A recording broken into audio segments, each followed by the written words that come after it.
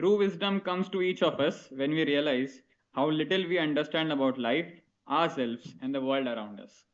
With such word, let us introduce ourselves to the third year CSE department boy, Mr. Atharva More, with the presentation.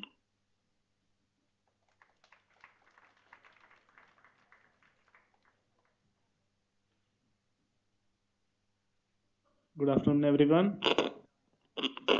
How was your lunch? That average. Bad.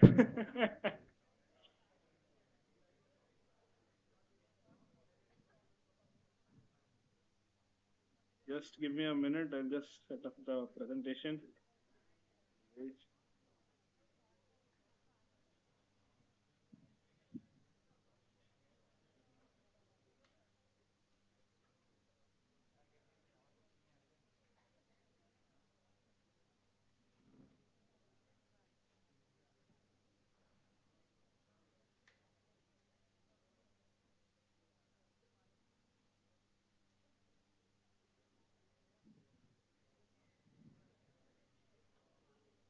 So how has the orientation been for these few days?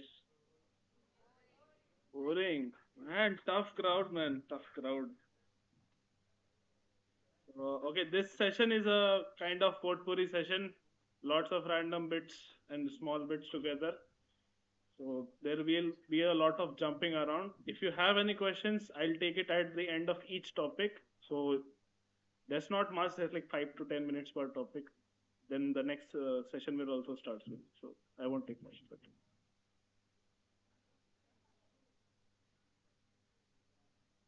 first, I'll talk about professional networking. How many of you heard about LinkedIn? How many of you have a LinkedIn account? So first priority after this session would be create a LinkedIn account.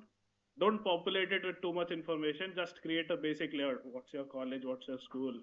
Add your friends on it. Just follow the usual people, whatever companies you're interested in, so you're aware what if they have any events or internships or job opportunities ahead. LinkedIn is mostly for networking with other people in the professional space, but it has other benefits also. Like if suppose there's a Google Cloud workshop. So recently there was a Google Cloud track called Arcade running, where you could try out Google Cloud features and all, and they'll give you a step-by-step tutorial also for it. So you got the information from LinkedIn. That's one benefit of professional networking, and others is if you post anything online, your job recruiters will look at it because a resume is a very short piece of document to judge a person from. So they'll look at your LinkedIn, your social profile, if you have any public social profiles, that kind of thing. They'll see what your opinions are about stuff, whether you'll fit into the company culture, if you have any hobbies. Like many companies like to go on hikes, like Google's California campus has a lot of hills behind it, the Apple campus also. So hiking, you can say your hobbies, what you have in the your LinkedIn profile. Should I LinkedIn bio? Yeah, that'll be better.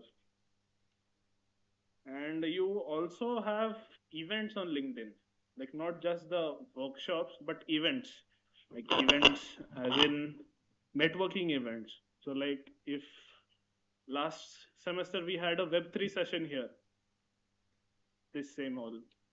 So that was through one of our connections on LinkedIn. Like the people reached out to us. There's a Web3 Chennai community. They were like, we like to host a session for you guys and all.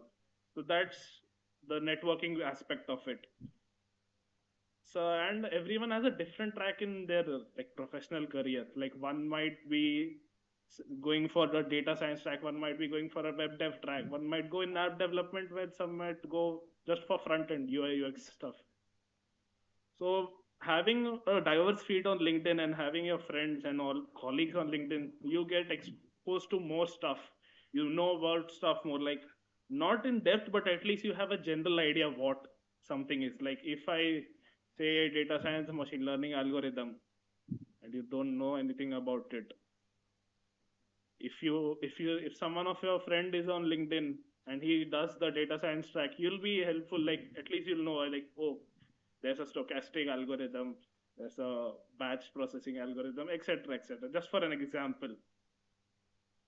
And friends also, like colleagues don't have to be colleagues. You can have friends also on LinkedIn and all. LinkedIn is just one platform though, I need to be sure about that. You have Twitter and all the usual social media. There's also something called dev post for the hackathons, the web apps, whatever you will produce. There's also something called Dribble for the UI UX guys. So they'll be having more like front end based stuff. There's Kaggle for the data science guys. So explore your platforms, create accounts, create like one of those link trees you get where all of your social handles are listed, or be creative and make your own portfolio website. Use GitHub for that. Next, I'll go on to Office suites. Most of you would be familiar with Microsoft Office, I believe. What's your favorite Microsoft Office tool? Word, PowerPoint, Excel. Okay. So this is kind of like the basics. We are laying down the basics of what you need to learn about, not just for your job, but for your general life also. Like if you want to give a talk like this, you'll need to prepare slides. If you want to submit a proposal to your hostel warden asking for more footballs or something, you'll need to make a document with Word or whatever Word text editor you have. So typical text word editor, you have presentation, spreadsheets. These are the three most common stuff in Office suites. You also have stuff like for designing publication and all. Let's go over a few of the examples. You have LibreOffice. First of all, I took this as first because not many of you know about LibreOffice, I believe. Does anyone want to volunteer and tell me what LibreOffice is, or what makes it different from Microsoft Office? Any hands? Any brave people? No, it's fine.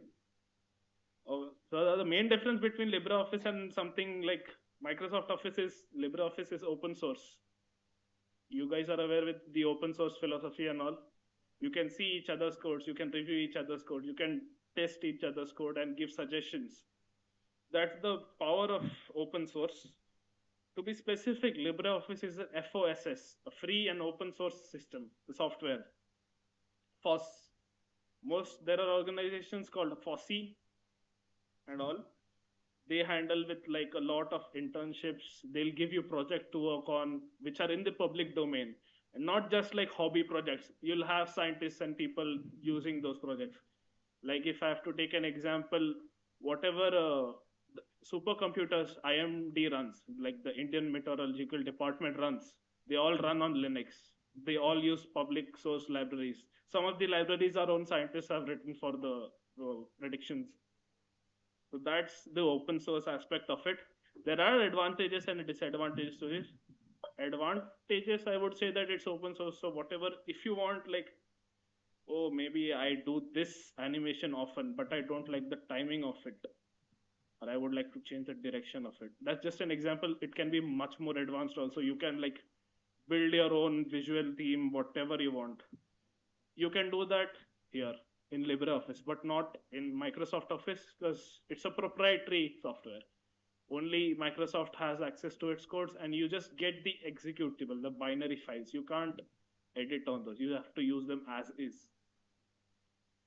LibreOffice is free as in the you can use it wherever you want. Like if you have, do you remember your Microsoft Office purchasing experience?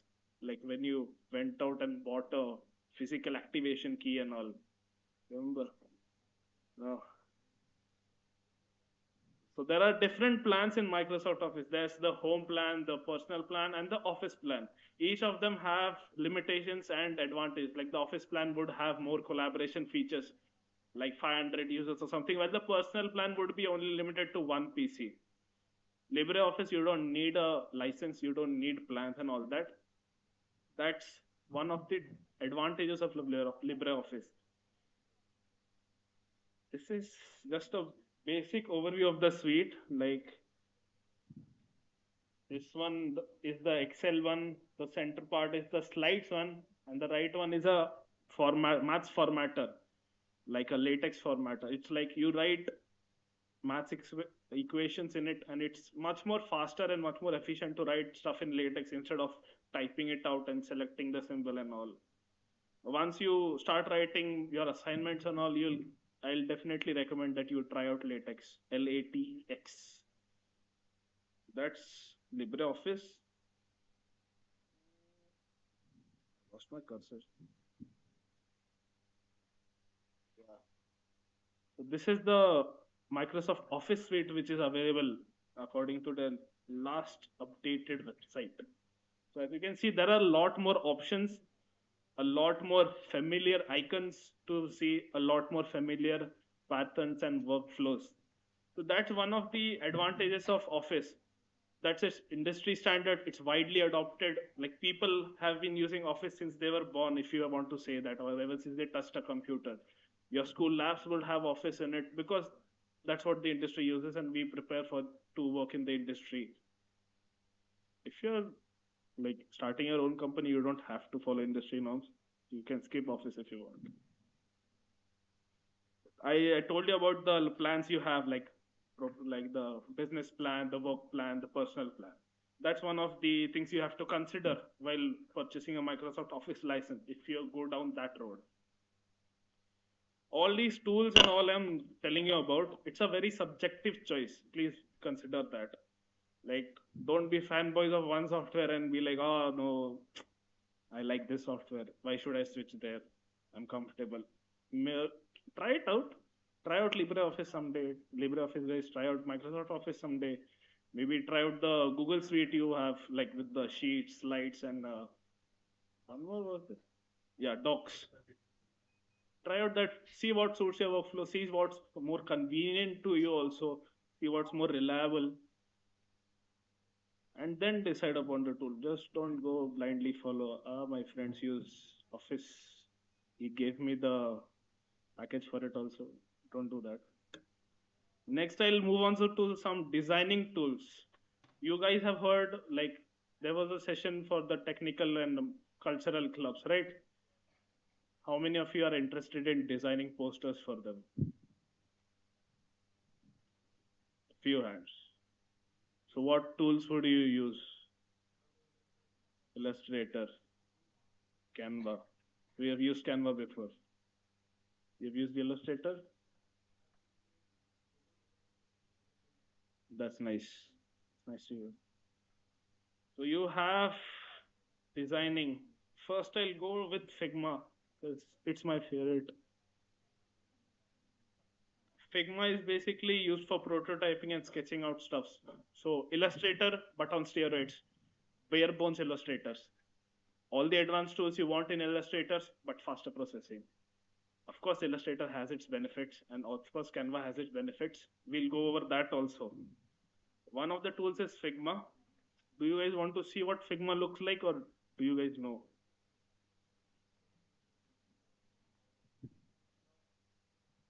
I'll have to log in. Give me a moment.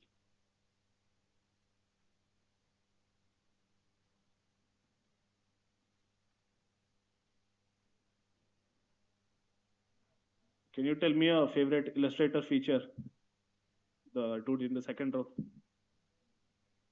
Favorite Illustrator feature? Yeah, basic and powerful. Nice. Favorite Canva feature? Sorry? The text tool? Sorry. Fonts, the customization available, right?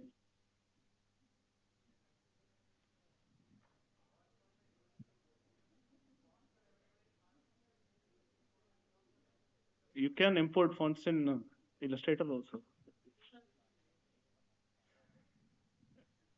Okay.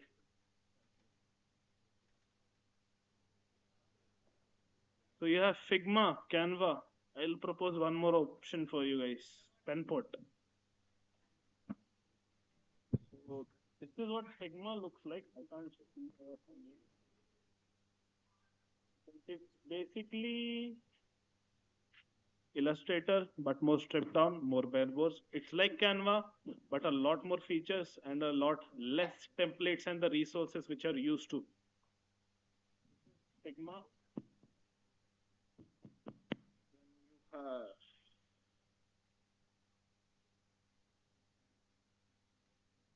then you have something called PenPot.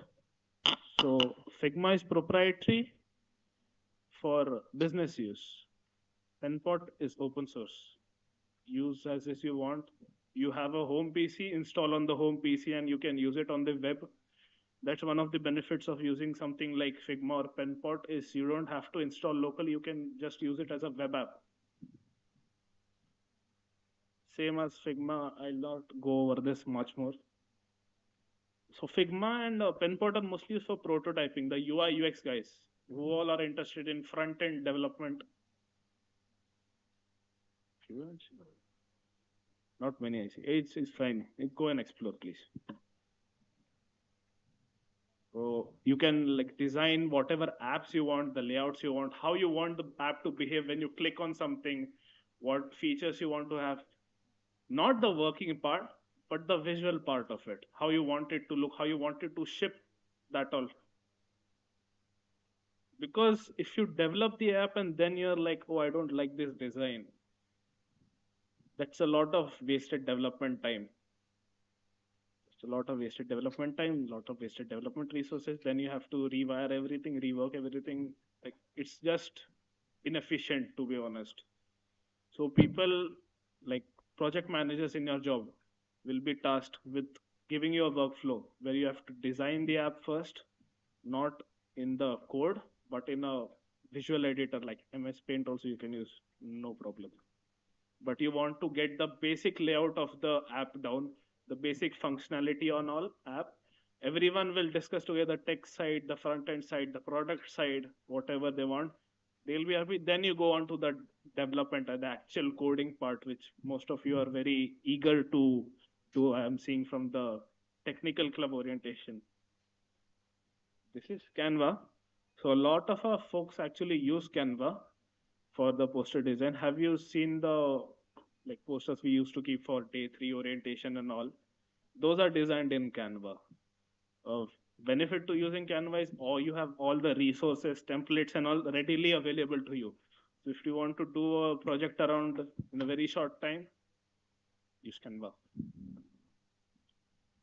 That's the design tools which you have at your disposal.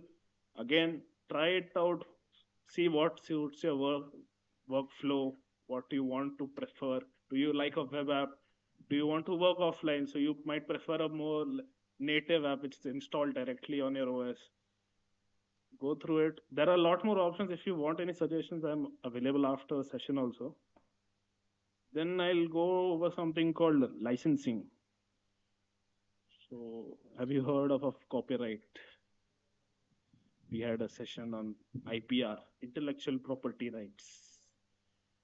You guys will also have an entire course dedicated to it because it's very important in the industry to give credit where credit is due, not steal others' work.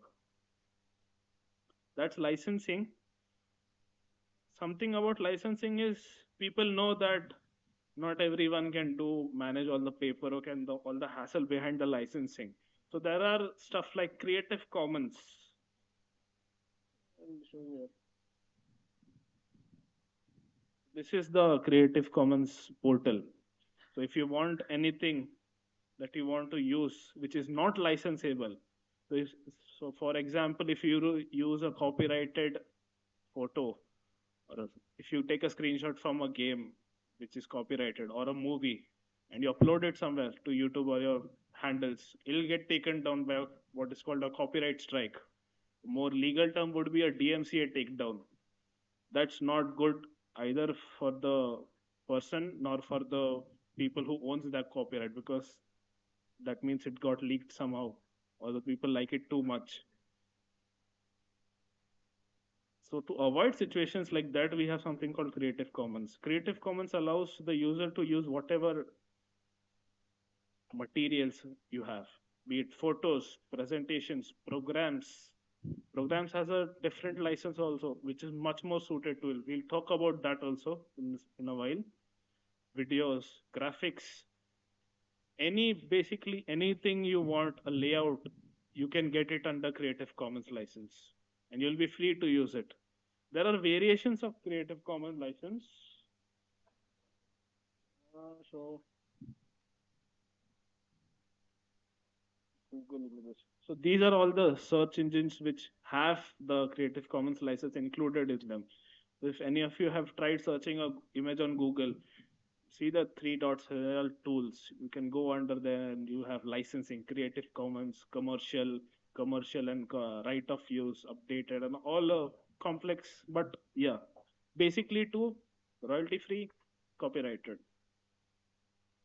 Any suggestions? What pictures you want to see? What pictures do you want to see? Of course, it has to be, you know, give me something technical or hobbies. Give me something from your hobby. Who has the most interesting hobby here? You had a origami. Okay. You had a get together session yesterday, right, with Venkatesh sir. What do you think is the most interesting hobby? Like, who has it? Tell me about it.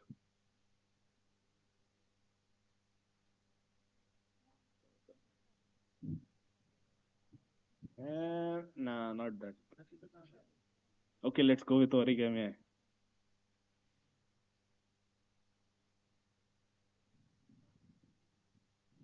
So this is the Google search engine, as you can see. If I want to go to something like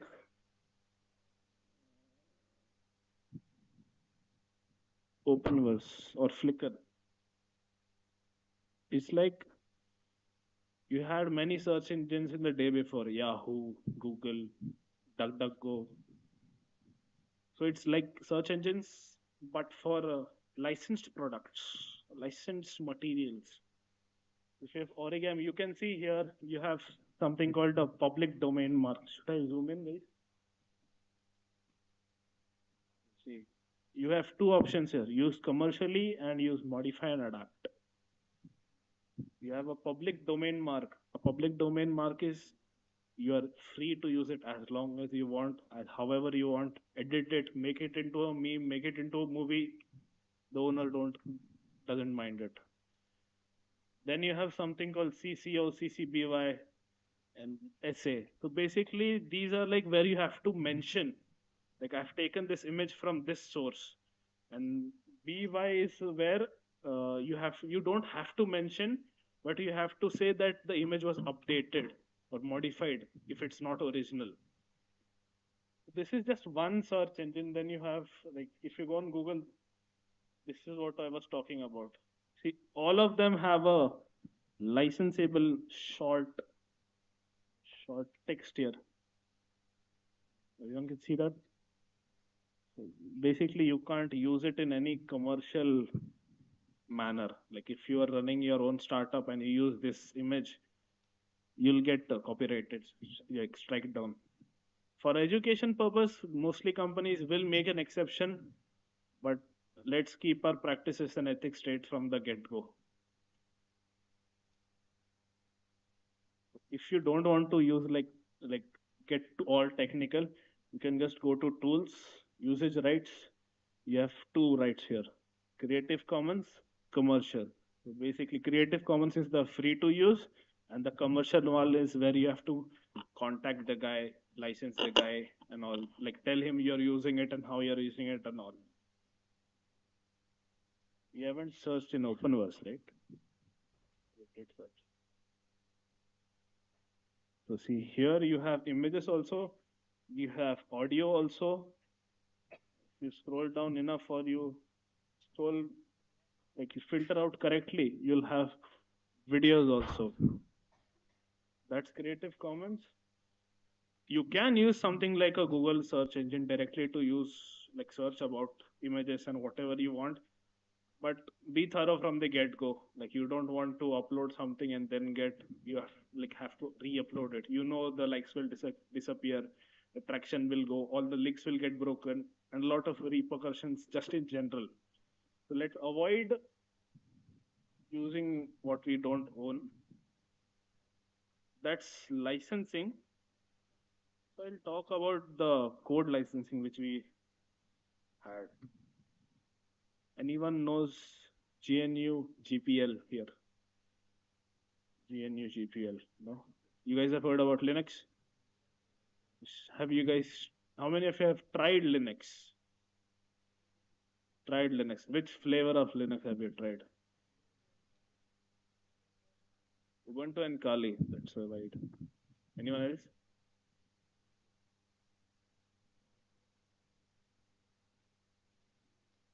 All Ubuntu guys here. No Debian guys.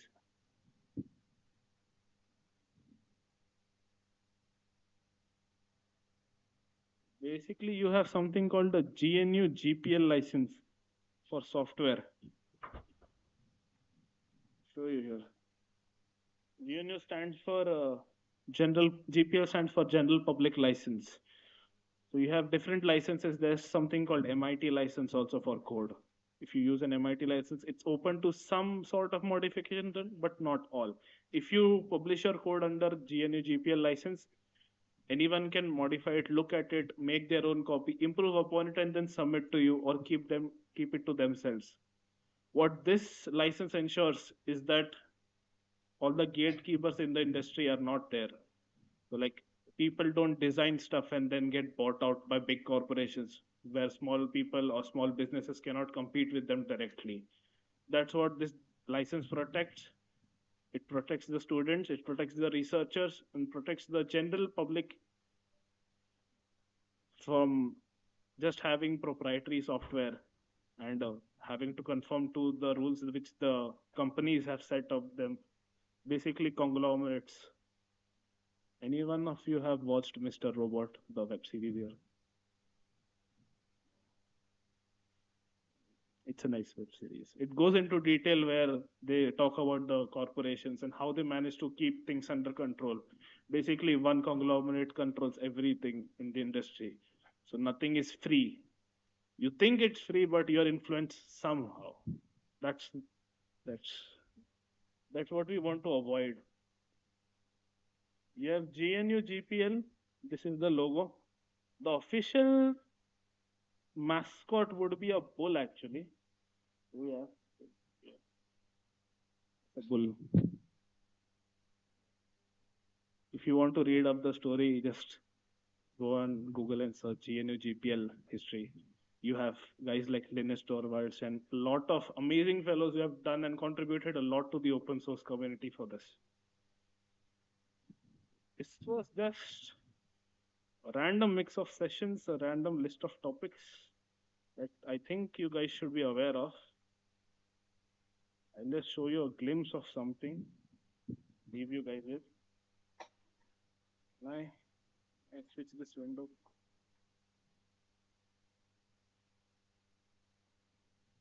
What do you guys call this? Mike, can I have mics in the audience, please?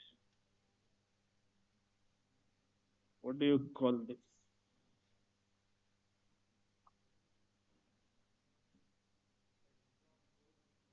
Prompt. Anyone else? Terminal. It's a very good one. Terminal. Shell. ID?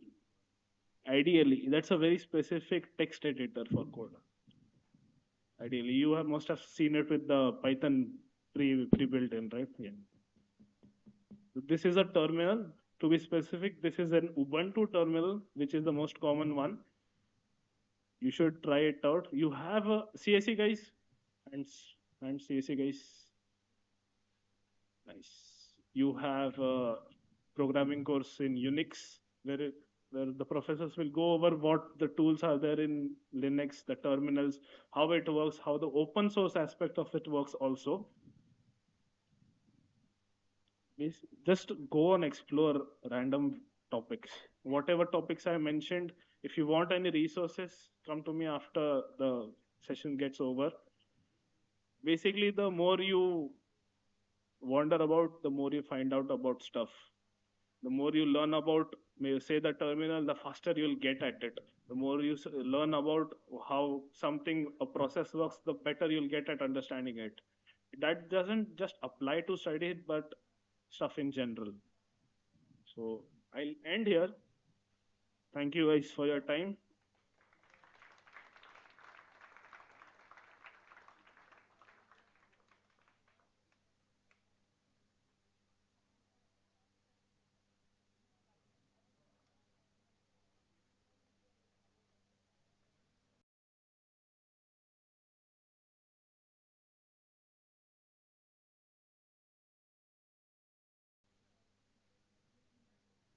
Let us not forget the words from Mr. More: explore more to learn more.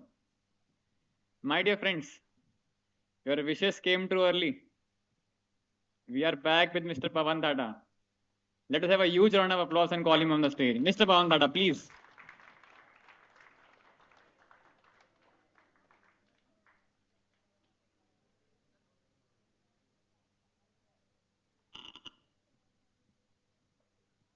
Initially was asked to present for 2 hours, but I think somebody was keeping watch on time and it was only 1.5 hours.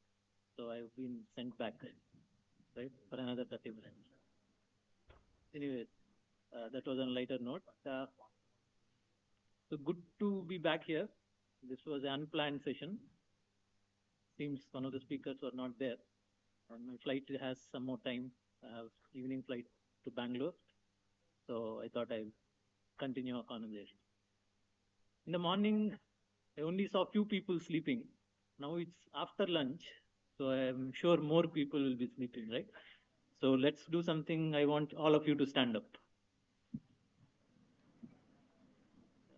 So it is difficult to sleep standing, right? Yeah. So there will not be anybody sleeping, right? Yeah. Okay. So we'll do an activity. Okay. I know it's after lunch. Another speech will be boring for you guys. So we need little wider space. What I want you to do is to keep third chair empty, right? Two people near two, I mean, two chairs, third chair empty, spread across to the whole auditorium. So we'll do in a group of two. So two people.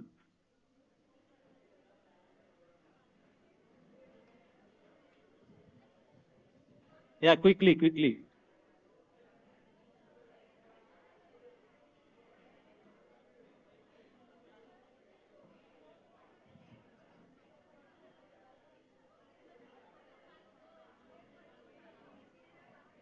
Two people sit together, other two move to another row. Quick.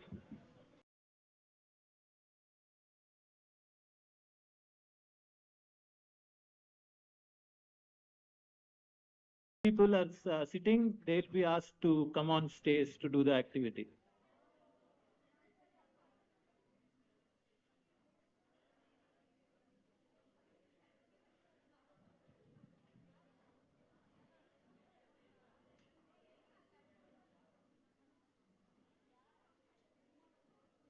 So who is coming on the stage? No? No one?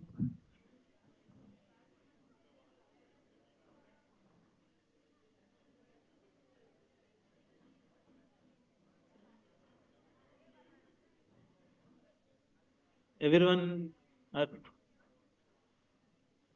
together? Okay. Anybody left over? No? We're good. Okay. So we'll do something called elevator pitch. Anybody knows what is elevator pitch? No? So the name came like this. Okay. Say if you're meeting a very important person, right? So let's assume you are meeting Narendra Modi ji in an elevator. Okay. And it is has 60 seconds before you go to the next floor. And you need to introduce yourself to him. So what will you say? Okay, or you have some interesting idea. You're working in a big company, Infosys. You got to see the Infosys CEO in the lift, and there is 60 seconds. You have an idea you want to present to him, right? So that's called elevator pitch. How will you say it concisely, right? So that it arouses some interest, curiosity, so that they will say, okay, let's speak further. Okay, so we'll do that. because we don't have Narendra Modi ji or Infosys CEO here, so let's do with the person next to you. Okay? So what will you do with them? So you have got 60 seconds. What you need to do is you need to introduce yourself in the 60 seconds. Okay? You can introduce the way you want. Okay? But some pointers about you, the place you are from, make it interesting, right? You say if you are from Tamil Nadu, you say I'm from the world of Rajinikanth, right? Or something like that, right? Make it interesting. Okay, from on the state or town, right? Your town is famous for something, talk about that. You want the goal is you want the other person to remember you. Okay, just say boringly my name, my town, nobody will remember, right? And then your hobbies, your goals. Okay, so take 1 minute, think about what you are going to say, right? And then we'll start with first round, where the person on the left is going to introduce to person on the right. You choose to decide which left, right. My left, right, your left, right. Okay.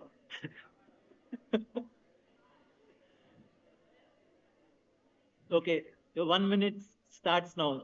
Think how you're going to type for 1 minute, 60 seconds.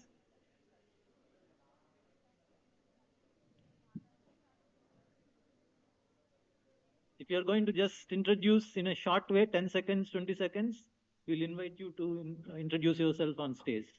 So better spend 60 seconds with your friend. Okay.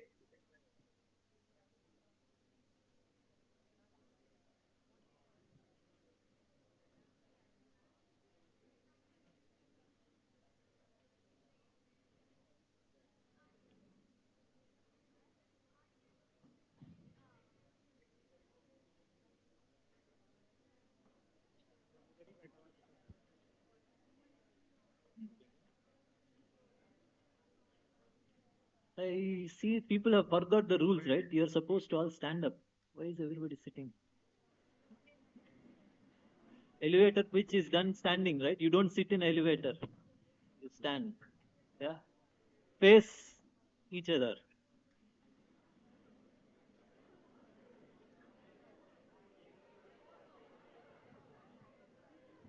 Okay, so we are going to start. Or already people started? You need some more time or you want to start? Okay, 1 more minute. Okay. Take your time.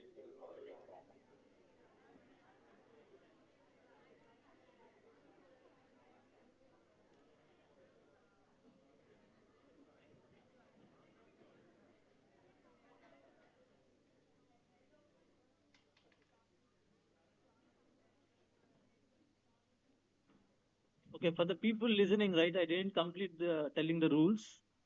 So after you listen, both sides tell their elevator pitches. Other person has to introduce the next person. You have to introduce your friend afterwards. So better listen what they are saying. You have to introduce your friend next time. Yeah. So not only pitching, it's also listening. Any doubts on the complex rules we have? No?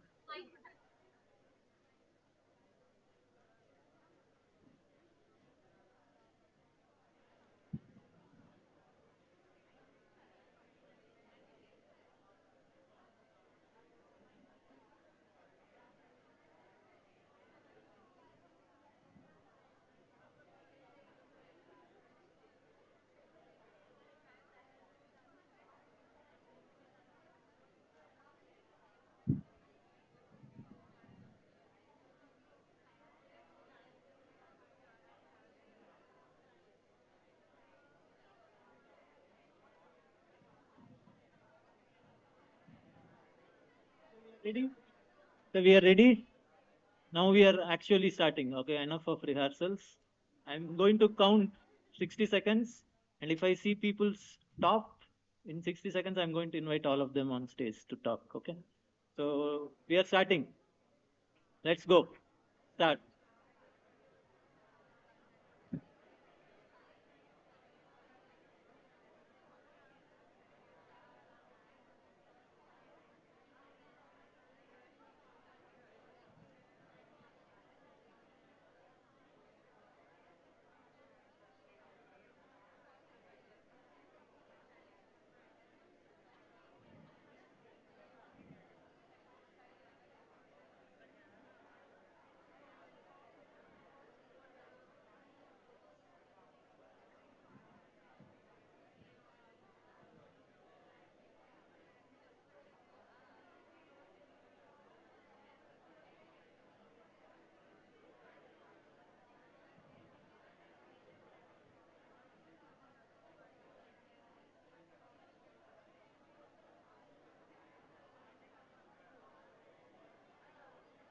Okay, we are done. Thank you, everyone.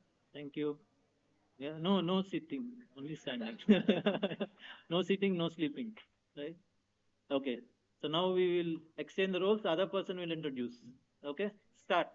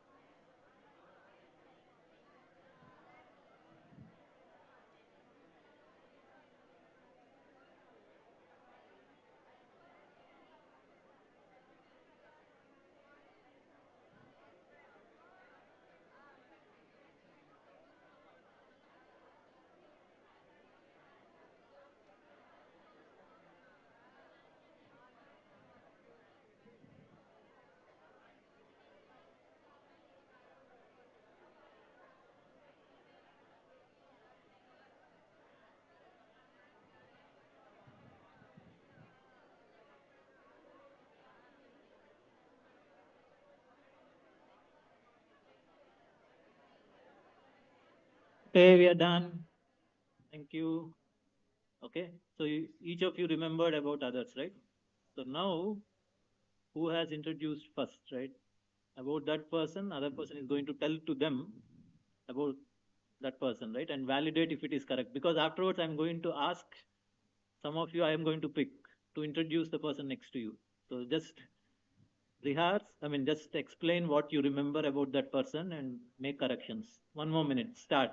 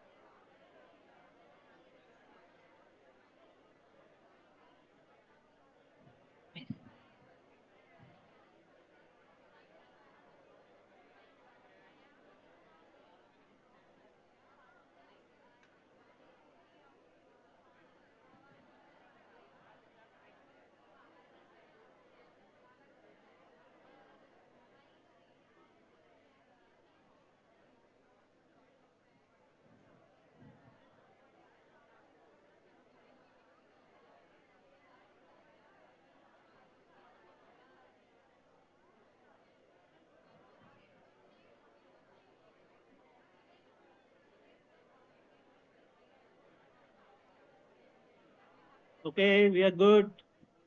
Okay, now last round. Exchange the roles about the other person.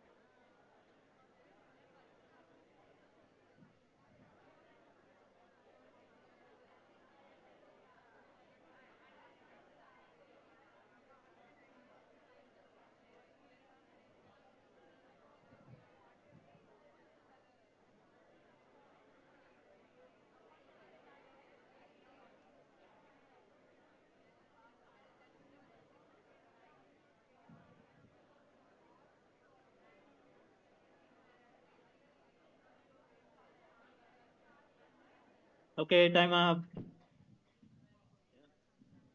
Okay, so there was a team of four that formed at the corner. So I'm going to invite them to share about their friends.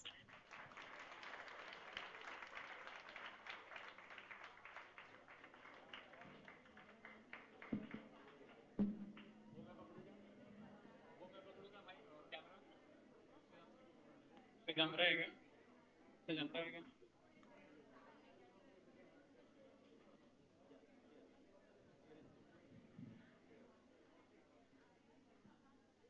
can introduce your friend, okay, to the audience. Good afternoon. My partner's name was Prince. Who is your partner? Prince. Okay. He's from Azamgarh, UP. He is in CSC branch. He did his preparation from Kota, Rajasthan. From Physics Wala, he did it offline. That's it. Not very interesting, right? Nah. No, Kota, Rajasthan, not interesting. So interesting news. Interesting? News. Okay.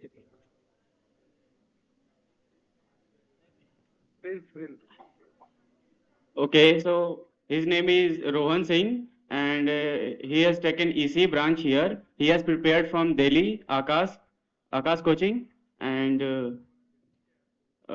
he is from Agra, Uttar Pradesh, and that's it. Okay. Not interesting again.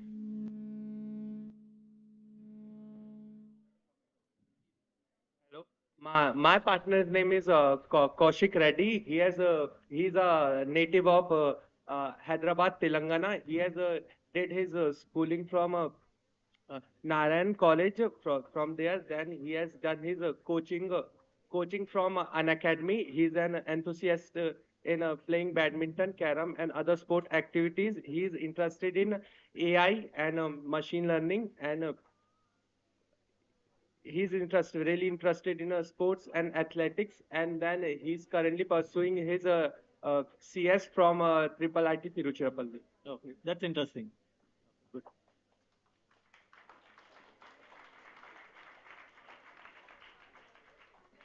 My partner's name is Satyam Rathod. He pursued his 10th class in RD Public School, and he's done his inter in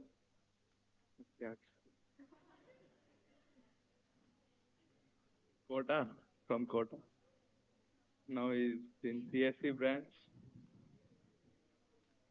Okay. Yeah. Thank you.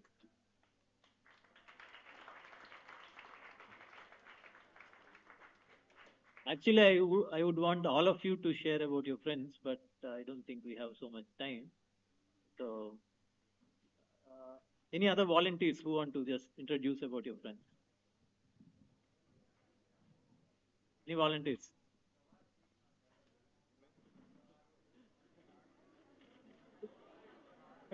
Pravas. Okay. Okay, great. Yeah, thank you. Thank you, volunteers. No, they're not really volunteers, right? Yeah. Anyway, thank you. Okay. Anybody still feeling sleepy? No? Okay, then you can sit.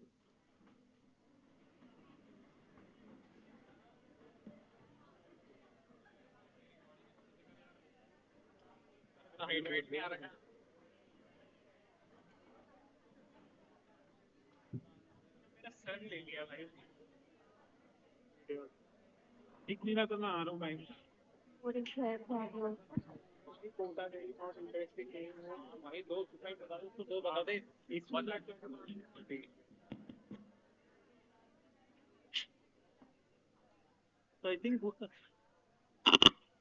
think one topic we discussed in the morning was around soft skills, right? So just wondering, do you any of you have read any books or know of good books on that topic? Anybody? Is reading books still acceptable or it's out of fashion? Uh, Acceptable, okay. Yeah.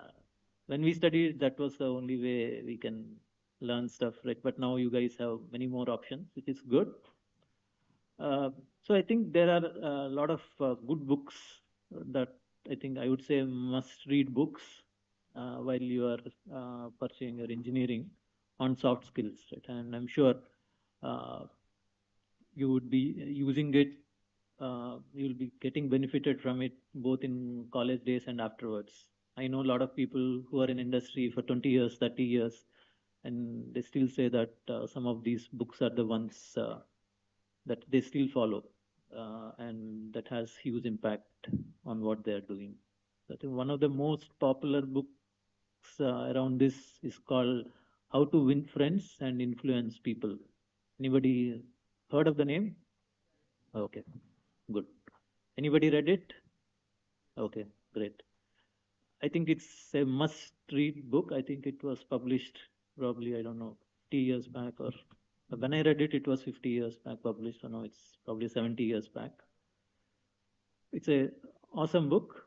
It's by author Dale Carnegie, and I strongly urge each of you to read that book whenever you get time.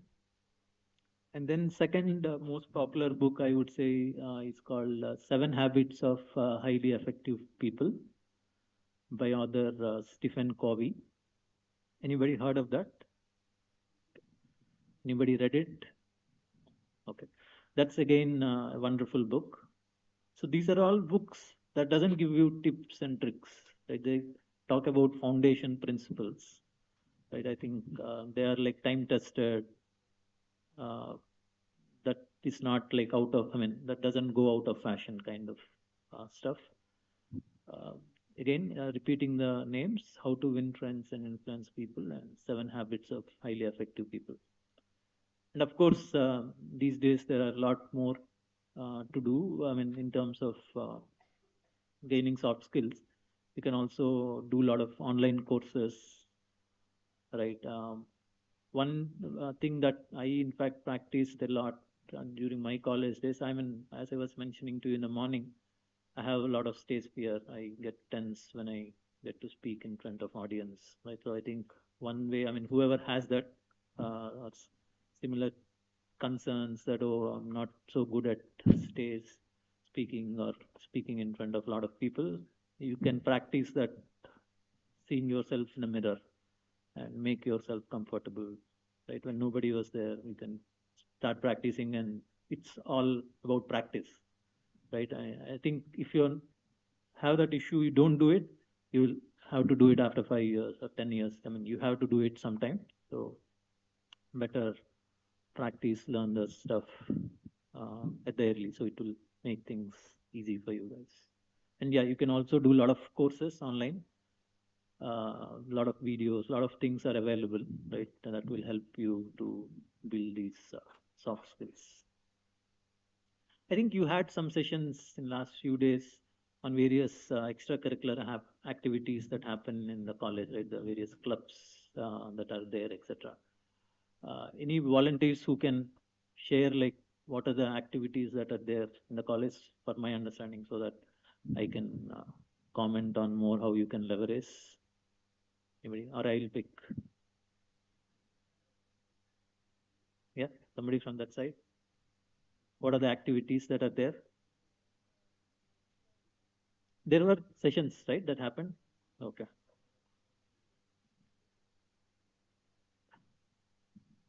So now we'll check the recording if people are sleeping or awake in that session. So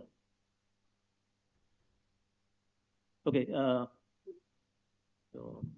So let's assume what are the typical activities that are there. So how do you think those clubs and activities are beneficial, right? Any thoughts? Why those activities, participating in those clubs, events, workshops will help in,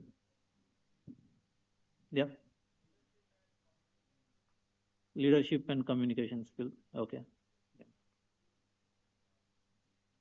Yeah. Teamwork. Okay. Yeah. Confidence. Okay. Great. Overcome stress there, of course. Yeah.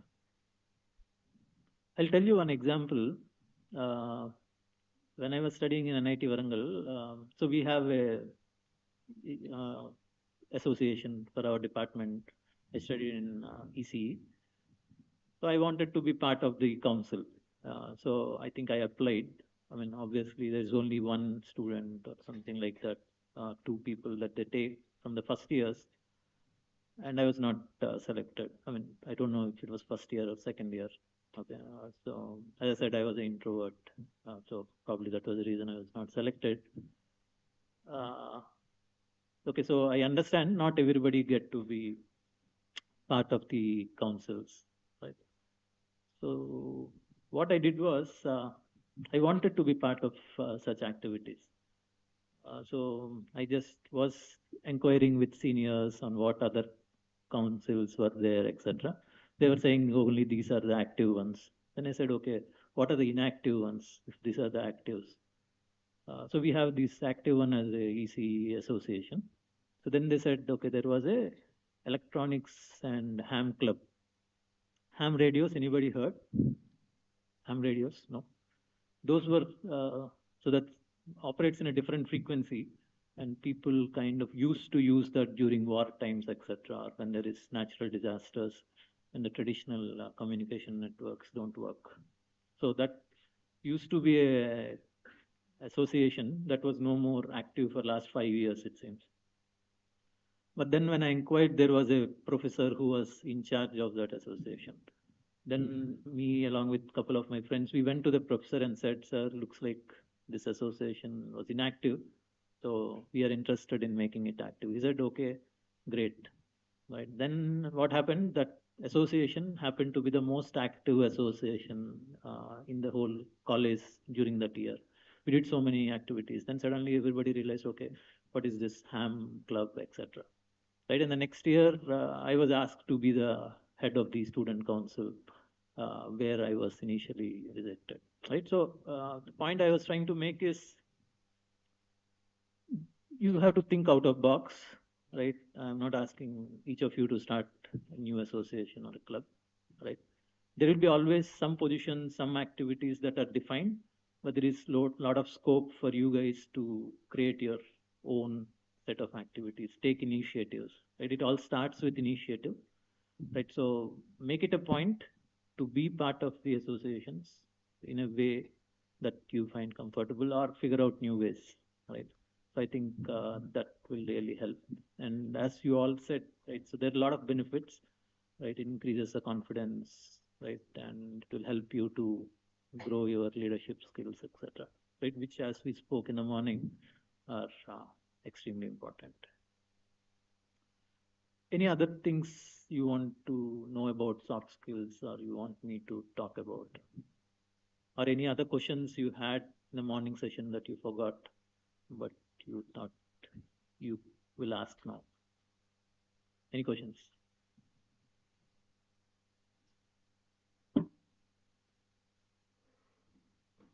Yeah, no questions? Okay, good. Yeah, do any of you know about websites like Upwork, upwork.com? Okay. Anybody used it? Okay.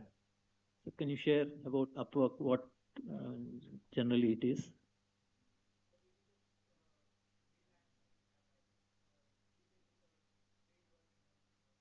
Yeah.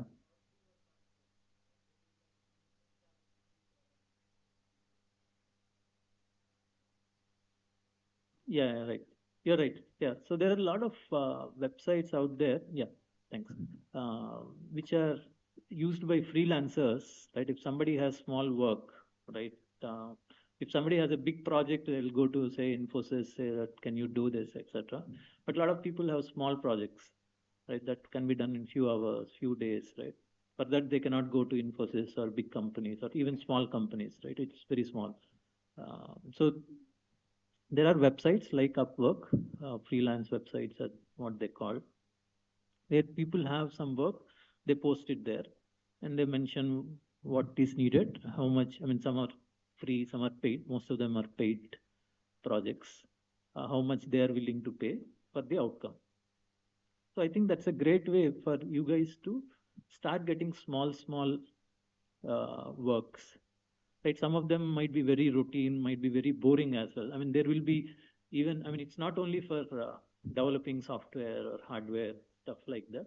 It could be like, okay, I have all this data, enter this in an Excel sheet, enter this in a Word document, etc. I mean, there will be a lot of varied kind of works, right? So if you have specific interests, you can always check those websites on what kind of projects are listed, right? And you can bid for it, right? Because if you are new beginners, you can always bid for smaller price and say that you are more committed, etc. You need to do something that to showcase that they can give the work to you. right? So I think that kind of things are very, very useful, and that was not possible few years back, right? And the best part, right, you get to interact with global audience, right? Somebody from, say, Netherlands has posted a work, you can get to work with that person, right? So that will also teach you a lot of things around working with others, working with customers, etc. Right, in a small way, right? And I strongly urge you to experiment, explore that, if not immediately, but at some point of time, right? To get to have some more real world experience, right? So I'm telling you all these various things because there are a lot of avenues available these days, right? It's only our imagination is the limit if we are really interested and to explore and gain knowledge, right? So I think you should keep your uh, eyes open and look out for things and keep experimenting and keep sharing among your friends. So some projects might not be done by one person. You can form a team, like do it together. Somebody might be more confident communicating with client. Somebody might be good, strong technically to build software. So all of those things are possible as well.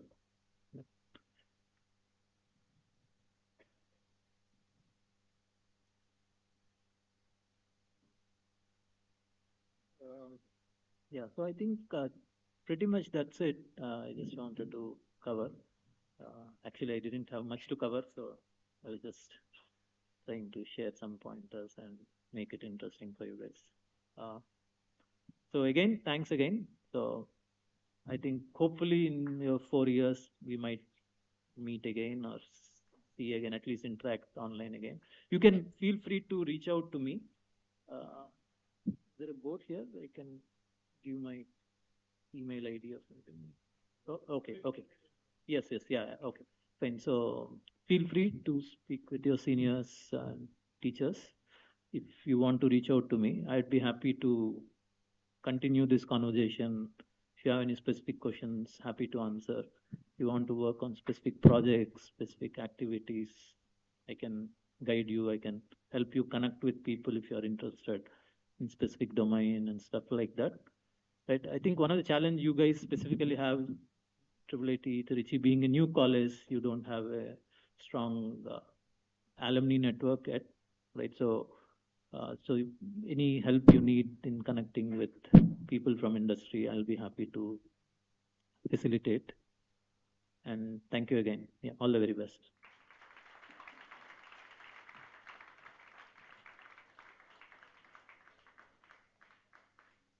Thank you, sir, for your encouraging words and your words of wisdom. Guys, we'll have a short break for 10 to 12 minutes. We'll be back here at 3:35 for your next session, that is a yoga session.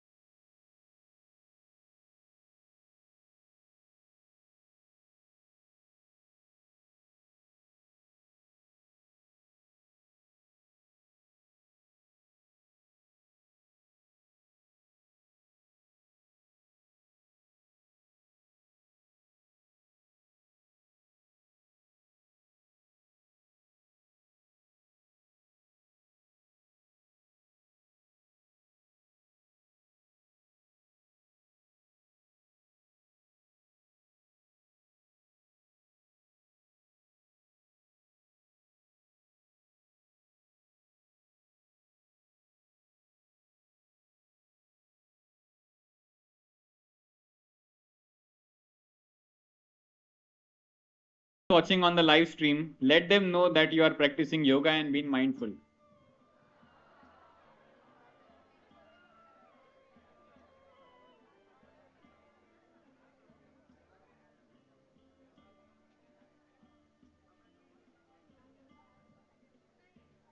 Ladies and gentlemen, I now invite members from the Isha Foundation to take us through the session and breathe in the essence of life through yoga.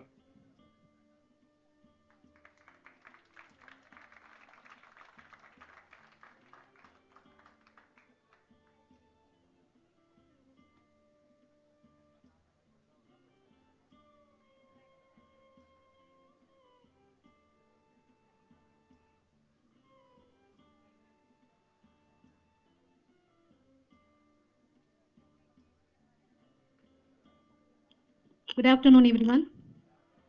Thank you. So, today we are going to start yoga session.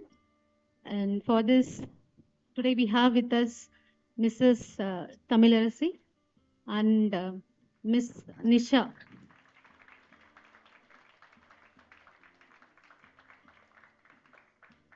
Mrs. Tamilarasi is a trained yoga teacher. She is from Isha Foundation.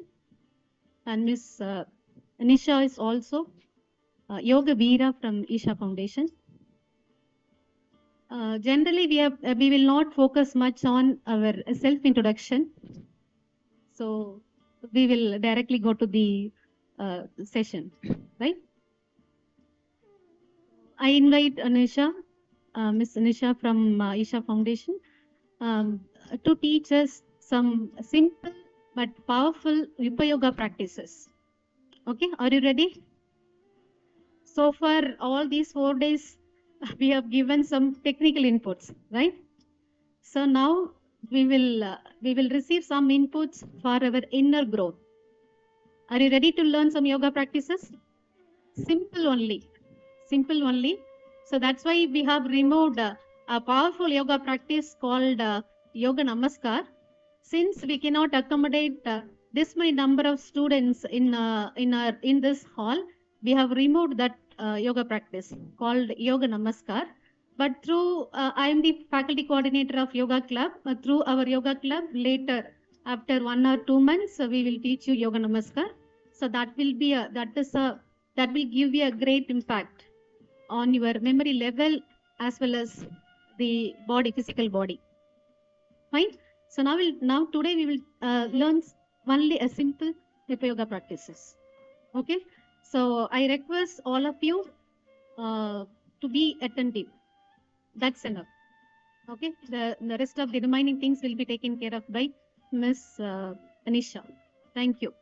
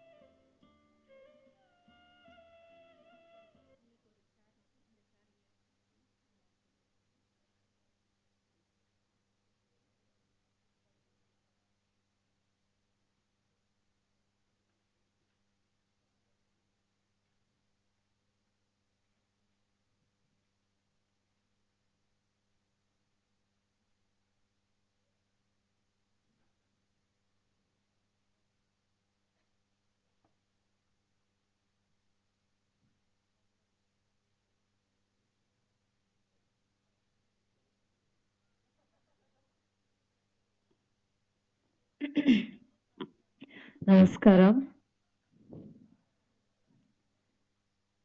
Have you heard about the International Day of Yoga that we just celebrated?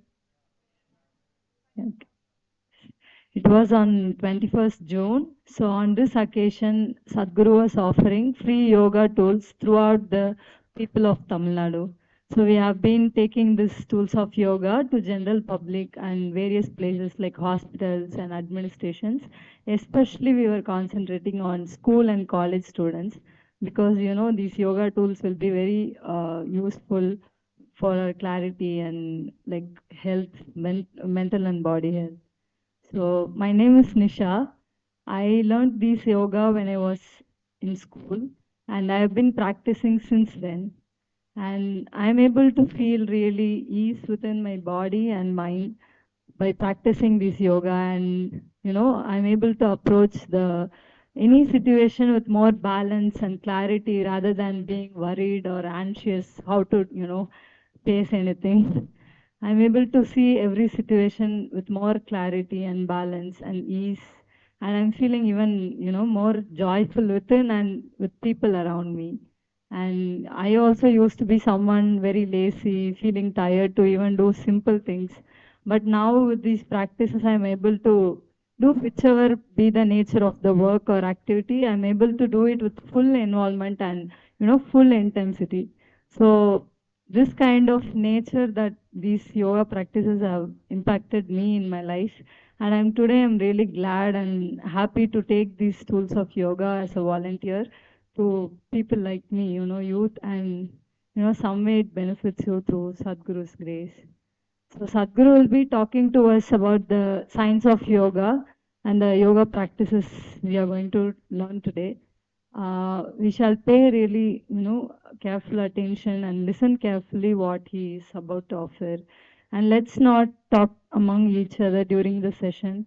Shall we ensure to maintain silence throughout the session? Yes. So they'll be giving even instruction about the yoga practices. Please pay attention and listen carefully. And when they ask us to do, please do so. Yes. Please orient yourself toward the screen, whichever is comfortable for you. தன்னை உணர்ந்த யோகியும் ஒப்பற்ற ஞானியுமான சத்குரு அவர்கள் இந்தியாவின்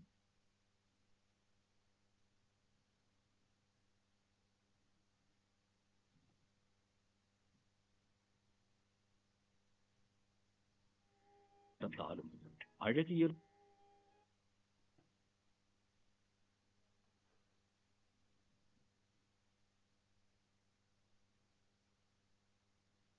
Just give me a few minutes to put it in English.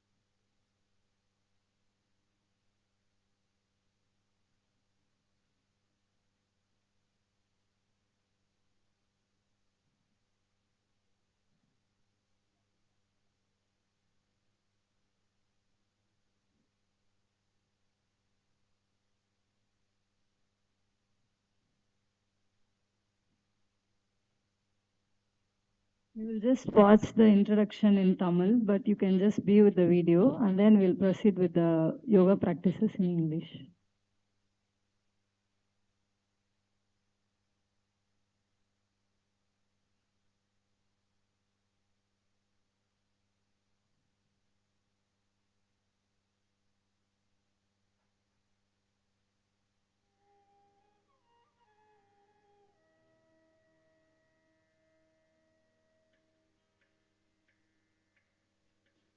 தன்னை உணர்ந்த யோகியும் ஒப்பற்ற ஞானியுமான சத்குரு அவர்கள் இந்தியாவின் 50 சக்தி வாய்ந்த மனிதர்களில் ஒருவராக அறியப்படுகிறார்.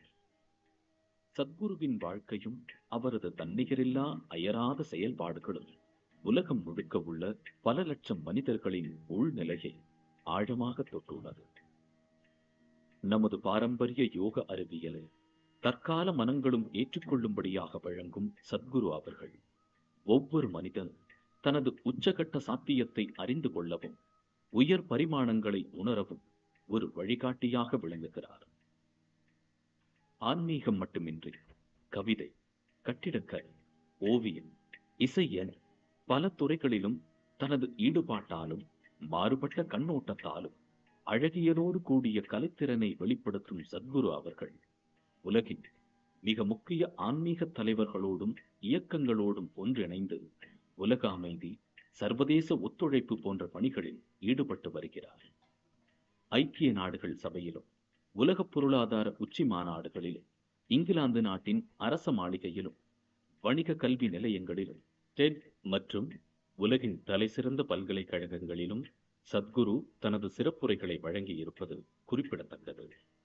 சத்குரு அவர்களால் நிறுவப்பட்டுள்ள ஈஷா அறக்கட்டளையானது முழுக்க முழுக்க தன்னார்வ தொண்டர்களால் இயங்கும் லாப நோக்கமற்ற ஒரு தொண்டு நிறுவனமாகும்.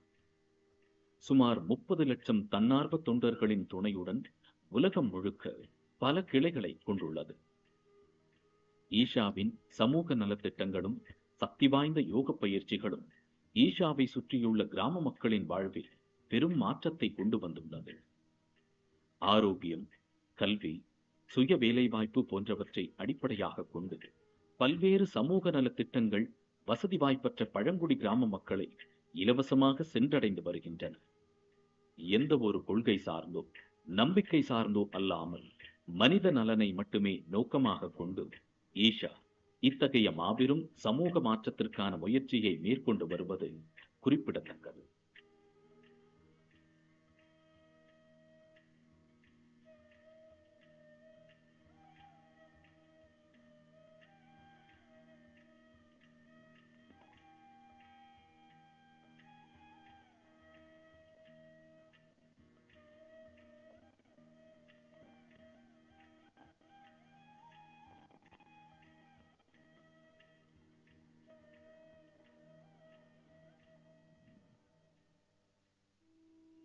நல்வாழ்வு தரும் யோகா, யோக நமஸ்காரம்.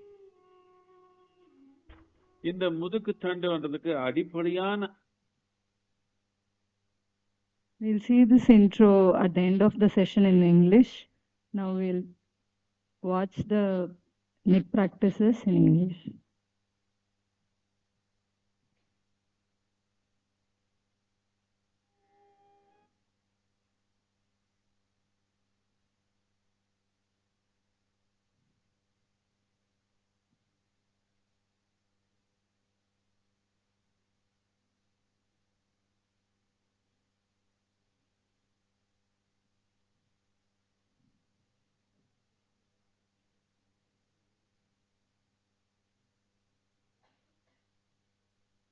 Three to 4 minutes of doing these neck practices, the neck practices.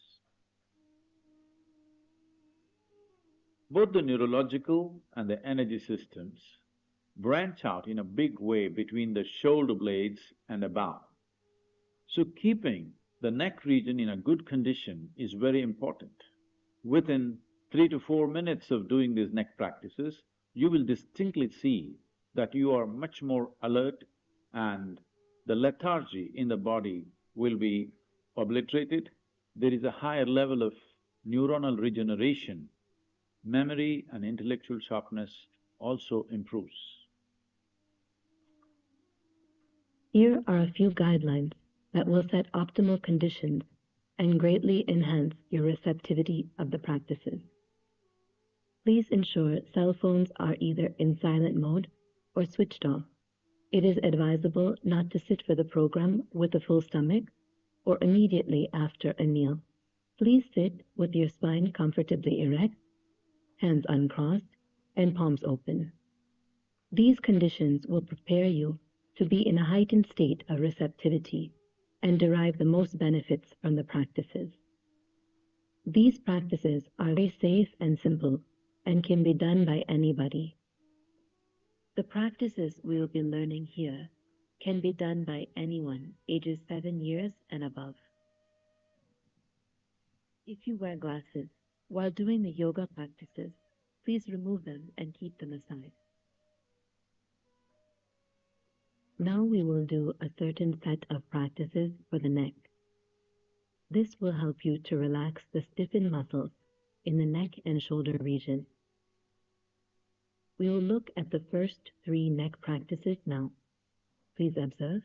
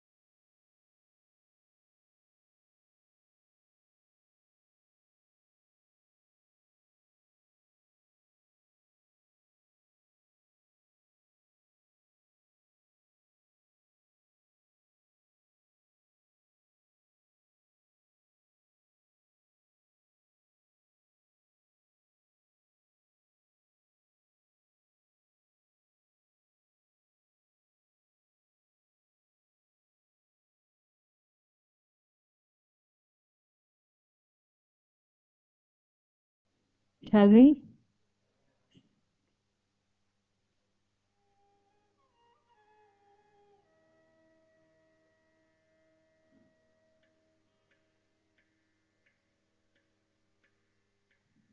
Satguru is a realized yogi and mystic who works tirelessly towards the physical, mental, and spiritual well-being of all. With a unique ability to make the ancient yogic sciences relevant to contemporary minds, Sadhguru acts as a bridge to the deeper dimensions of life. His approach does not ascribe to any belief system, but offers methods for self-transformation that are both proven and powerful. Satguru's transformational programs have deeply touched the lives of millions worldwide.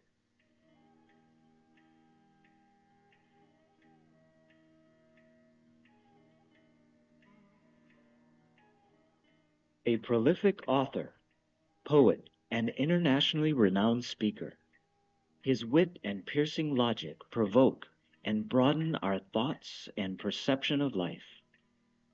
Named one of India's 50 most influential people, Sadhguru has been a leading voice at major global forums, including the United Nations, World Economic Forum, the UK House of Lords, TED, and the top business schools and universities around the world.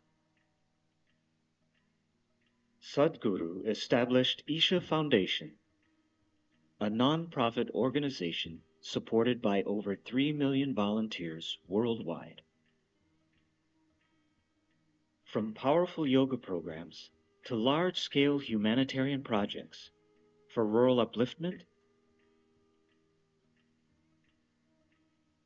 education for the underprivileged,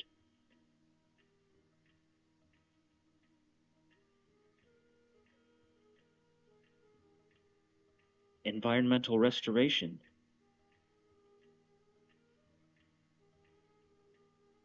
as well as holistic and healthy living. The Foundation's activities are designed to create an inclusive culture and establish global harmony.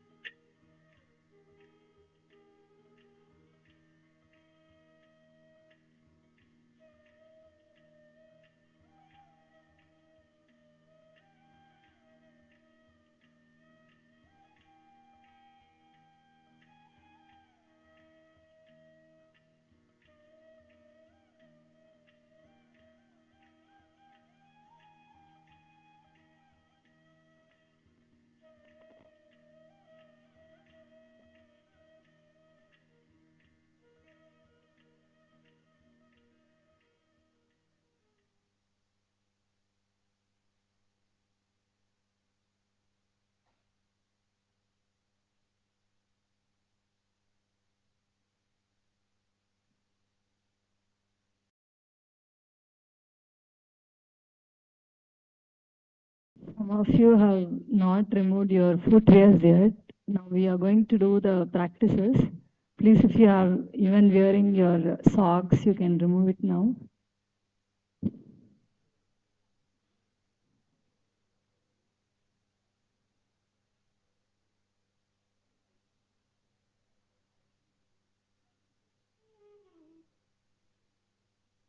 And please ensure not to drink water in between. It is not good when we are, about to do yoga. Empty stomach condition is needed. So yes, please ensure not to drink water and talk amongst yourselves.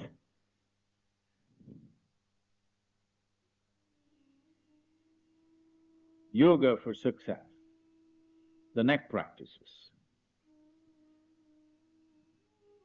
Both the neurological and the energy systems branch out in a big way between the shoulder blades and above. So keeping the neck region in a good condition is very important. Within 3 to 4 minutes of doing these neck practices, you will distinctly see that you are much more alert and the lethargy in the body will be obliterated. There is a higher level of neuronal regeneration. Memory and intellectual sharpness also improves. Here are a few guidelines that will set optimal conditions and greatly enhance your receptivity of the practices. Please ensure cell phones are either in silent mode or switched off. It is advisable not to sit for the program with a full stomach or immediately after a meal. Please sit with your spine comfortably erect, hands uncrossed, and palms open. These conditions will prepare you to be in a heightened state of receptivity and derive the most benefits from the practices. These practices are very safe and simple and can be done by anybody. The practices you'll be learning here can be done by anyone ages 7 years and above. If you wear glasses while doing the yoga practices, please remove them and keep them aside. Now we will do a certain set of practices for the neck. This will help you to relax the stiffened muscles in the neck and shoulder region. We will look at the first 3 neck practices now. Please observe. With your feet comfortably apart and parallel to each other. Arms and shoulders loose and relaxed. Your neck is loose like a rope. No stiffness of any sort. Exhale. Slowly and gently lower your chin to your chest. The starting position. Now, as you inhale, gently bring your head up and take it back. No need to do now. Just observe. Bring your head down to your chest. Cycle. You would do this 3 times. See the second neck practice. As you inhale, slowly and gently turn your head to the right to the extreme point that you can turn. Exhale. Bring it back to the center. As you inhale, slowly and gently turn your head to the left, extreme point that you can turn. As you exhale, bring it back to the center. Cycle. You would do this 3 times. We will see the third neck practice. Exhale. Slowly and gently bring your right ear towards your right shoulder to the extreme point you can go. Inhale, bring it up. You exhale, slowly and gently bring your left ear towards your left shoulder to the extreme point you can go. As you inhale, bring it up. Cycle. You would do this 3 times. Do 3 cycles of the first 3 neck practices together.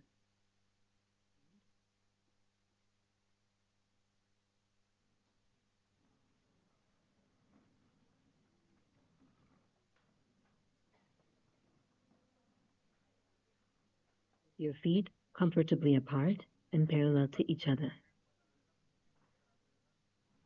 Arms and shoulders loose and relaxed.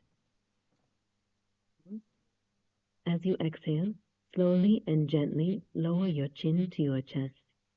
This is the starting position. Please close your eyes. You inhale, gently bring your head up and take it back.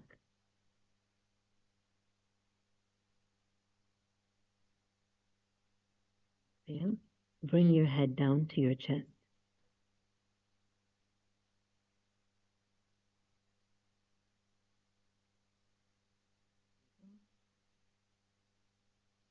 As you inhale, bring your head up and back.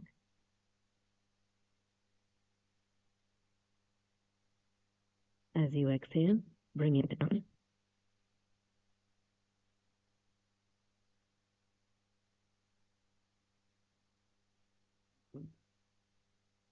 Your shoulders are relaxed.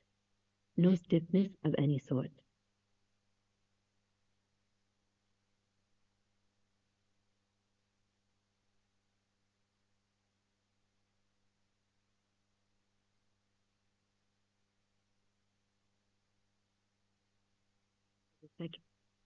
Those who are wearing glasses, you can remove it and do the practices. You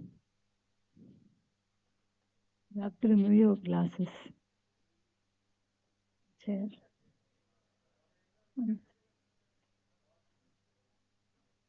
can just keep it on your chair and continue the practices. Eyes closed. Practice. Eyes The closed. starting position. To be straight, eyes closed. Inhale. Slowly and gently turn your head to the right. Exhale. Bring it back to the center.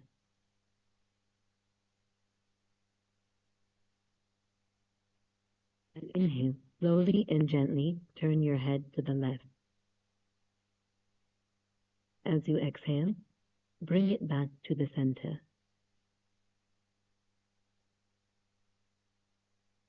Cycle. Right side.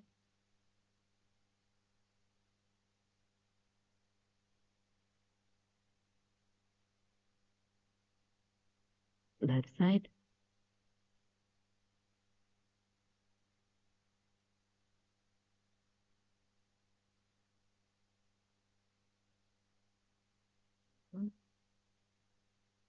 Slowly.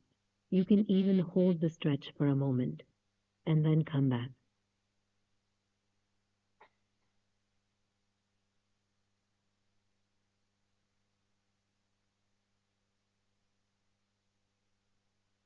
The starting position. We will do the third neck practice. Then your head is straight, eyes closed. Exhale. Slowly and gently bring your right ear towards your right shoulder. Exhale. Bring it up. Exhale. Slowly and gently bring your left ear towards your left shoulder. Exhale. Bring it back up. Cycle.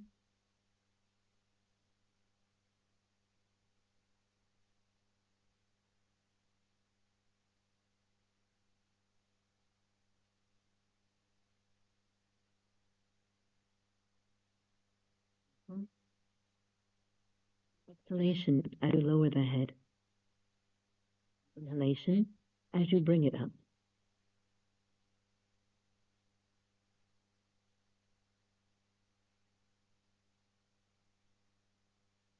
Finished. Please sit comfortably.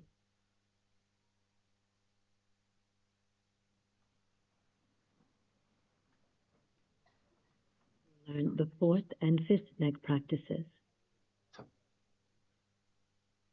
Again, feet are comfortably apart and parallel to each other. Eyes closed. Please maintain silence and listen carefully. We are about to do even these practices. As you exhale, lower your chin to your chest. The starting position. As you inhale, slowly and gently rotate your head towards your right shoulder. Inhale, your head goes back.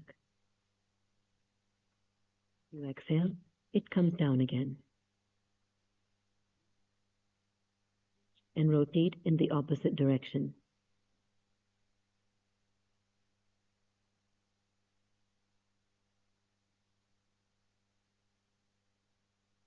Cycle. You would do this 3 times. Fifth and final neck practice. Rotate your shoulders forward. Inhale, go up. Exhale, come down. 3 times.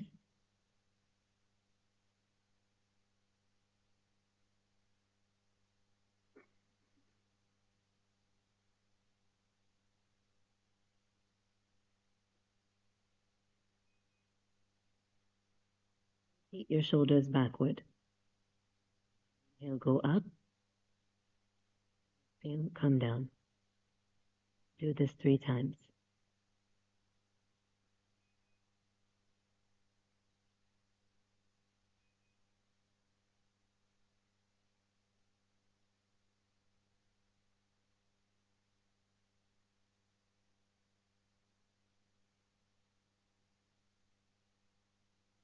Do the fourth and fifth neck practices together. Please stand. Your feet are parallel to each other. Eyes closed. As you exhale, lower Eyes your chin closed. to your chest. Please close your eyes. Starting position. Inhale. Slowly and gently rotate your head towards your right shoulder. Your head goes back. Again, it comes down again. Rotation. And rotate in the opposite direction.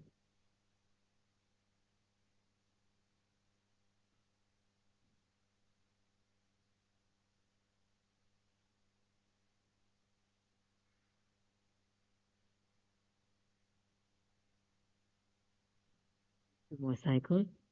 Second cycle. With the right shoulder.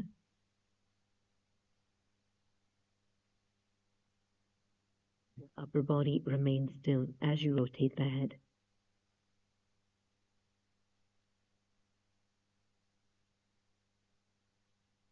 Directions and rotate towards your left shoulder.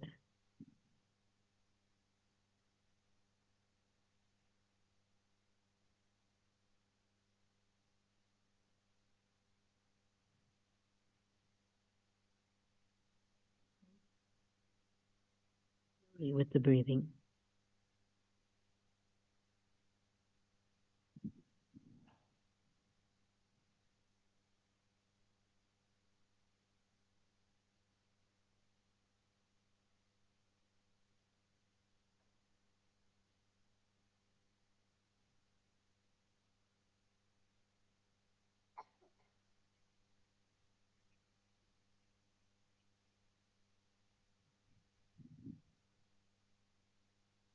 We'll do the fifth neck practice together. Straight, upper body relaxed. Take your shoulders forward. As you inhale, Close go your up. eyes. And come down. 2 times.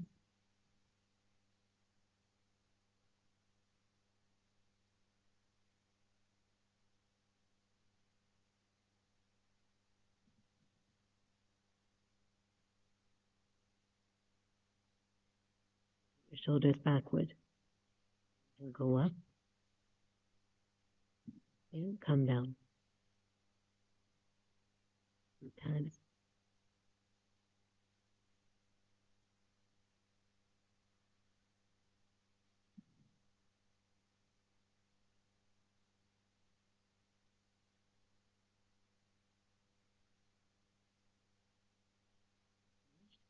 Please sit comfortably.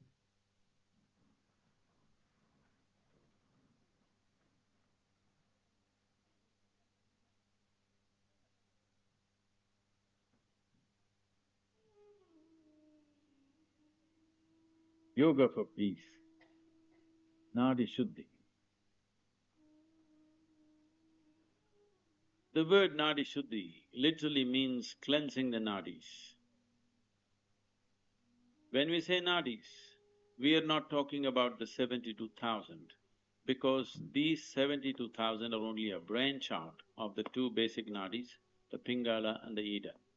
36,000 branching out from Pingala, 36,000 branching out from Ida. This is the energy physiology of a human being. When we say Nadi Shuddhi, we are talking about cleansing fundamentally the Pingala and Ida so that energy system will work in balance. There is a connection between your breath and your mental structure. To bring balance to your thought is a very important step that you need to take if you want to bring balance to your activity, your emotion, and the results of your life, and the impact that you have on other people's lives. Nadi Shuddhi plays an important role. Here are a few guidelines that will set optimal conditions and greatly enhance your receptivity of the practices.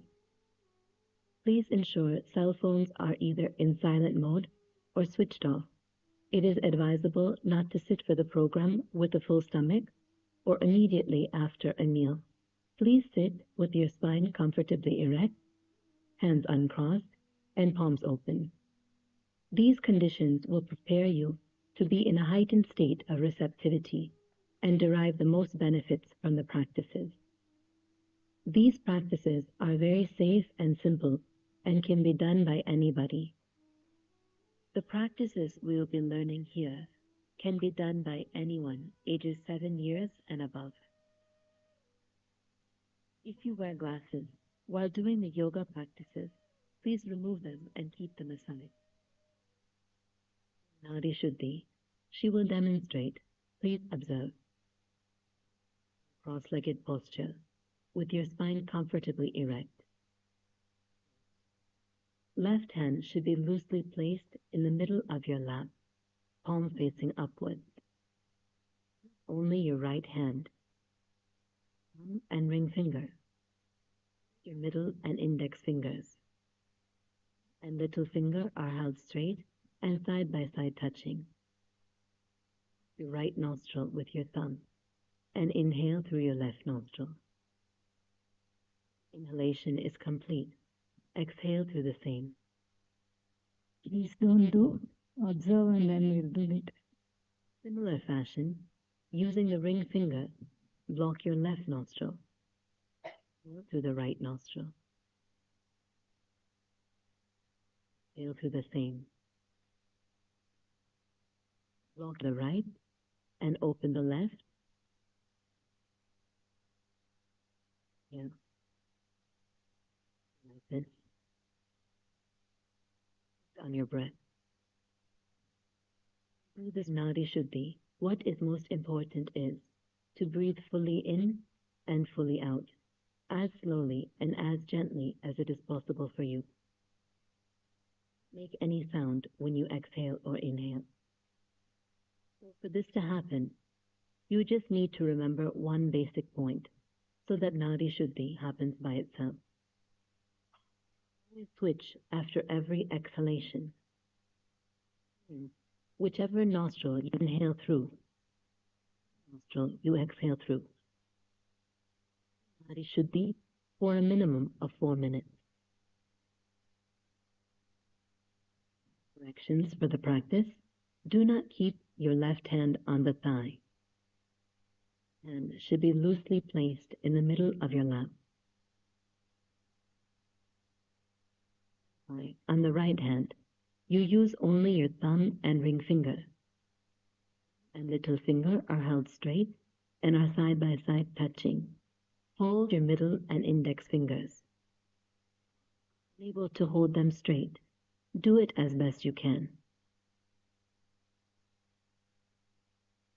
There is a tendency to keep the head down to one side. Your face may tilt one way or the other. Your head should be straight. If you maintain this, your system will come to a balance very quickly. Not to press too hard on the lower part of the nostril. Keep the septal bone on your right nostril. Beneath that, if you place the thumb, with very minimal pressure, you can block the nostril effectively so that no air can escape.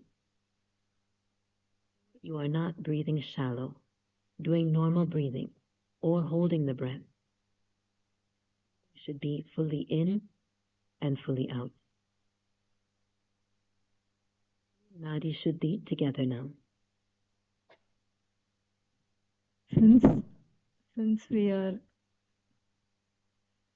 are not doing this by sitting cross-legged on the floor, since we are sitting on the chair, we will cross our right leg upon the left leg. We have to cross our feet down. Just your feet. Your feet. So cross your feet and let's follow the rest, however they are giving instruction.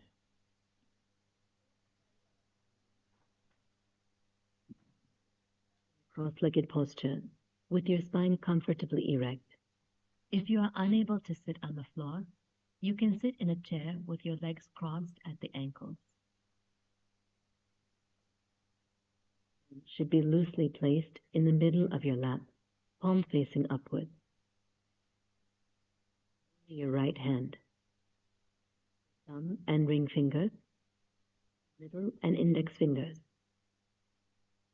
and little finger are held straight and are side by side touching. Your right nostril with your thumb. Inhale through your left nostril. Inhalation is complete. Exhale through the same. In the ring finger, block your left nostril through the right nostril. Exhale through the same. Block the right and open the left. Inhale.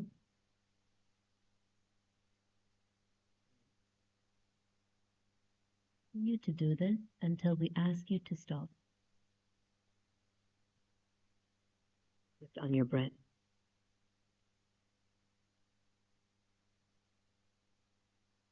Yes, fully in and fully out. Slowly and gently as you can.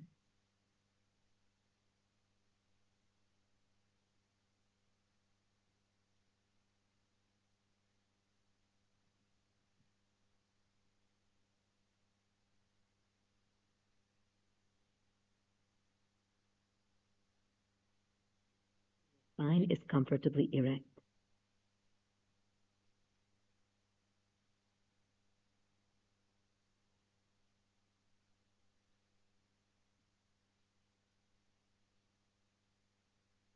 Head is straight.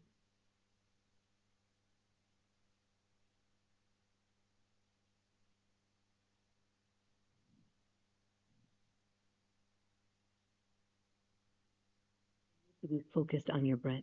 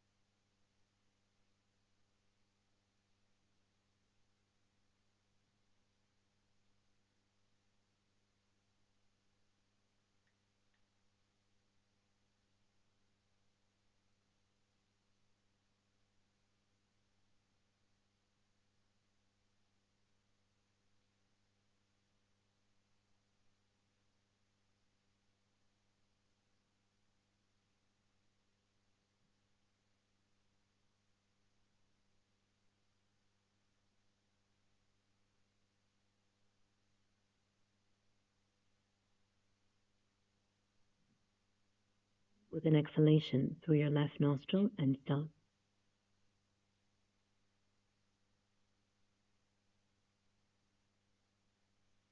Open your eyes.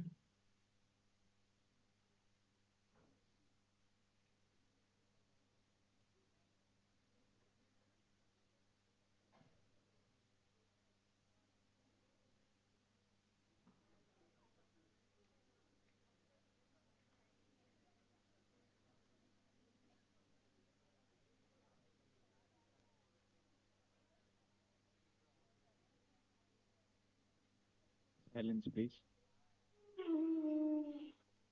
So some of you are doing the practices still with the spectacles on. It is important that when you listen or watch the video, it's fine, you wear the spectacles. But when you're doing the practices, please ensure you remove your spectacles and please close your eyes when we ask you to close your eyes. Yoga for inner exploration, Shambhavi Mudra. In the history of humanity, many truly scintillating human beings have happened. They have shone brighter than the stars in the sky. But why is it that one seems to have come with enormous capability, and why is it another has to struggle with every little aspect of life? If you consider yourself to be a mechanism, you have a body and a mind.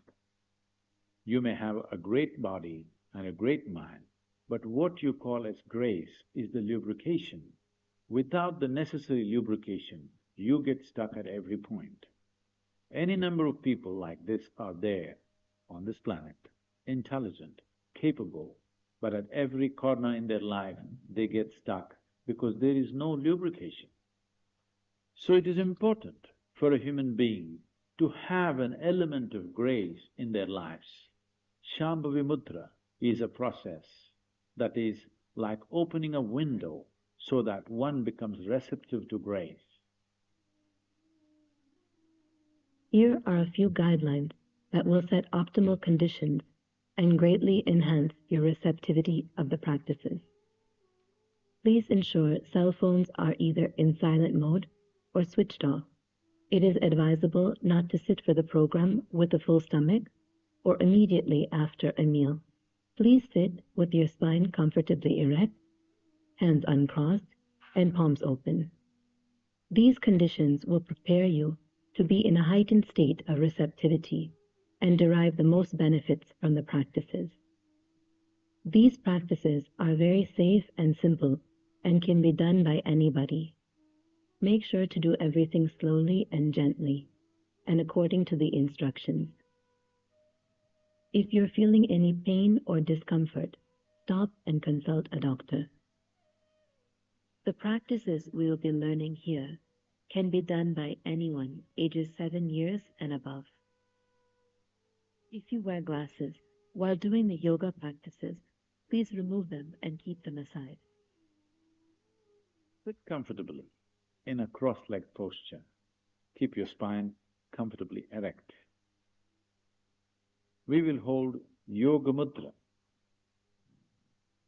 Make the thumb and the index finger come together at the very tips, forming a circle between them.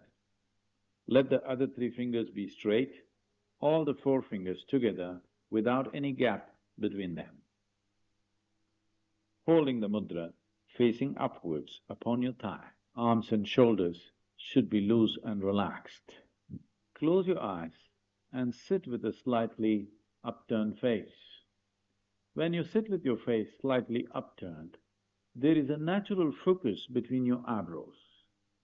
Maintain this natural focus, do not concentrate, just maintain this natural focus between your eyebrows and sit with your face slightly upturned, eyes closed.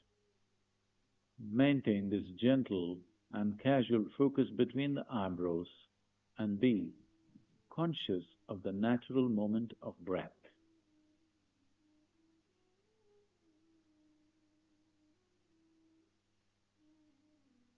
Continue to sit like this for 3 to 6 minutes.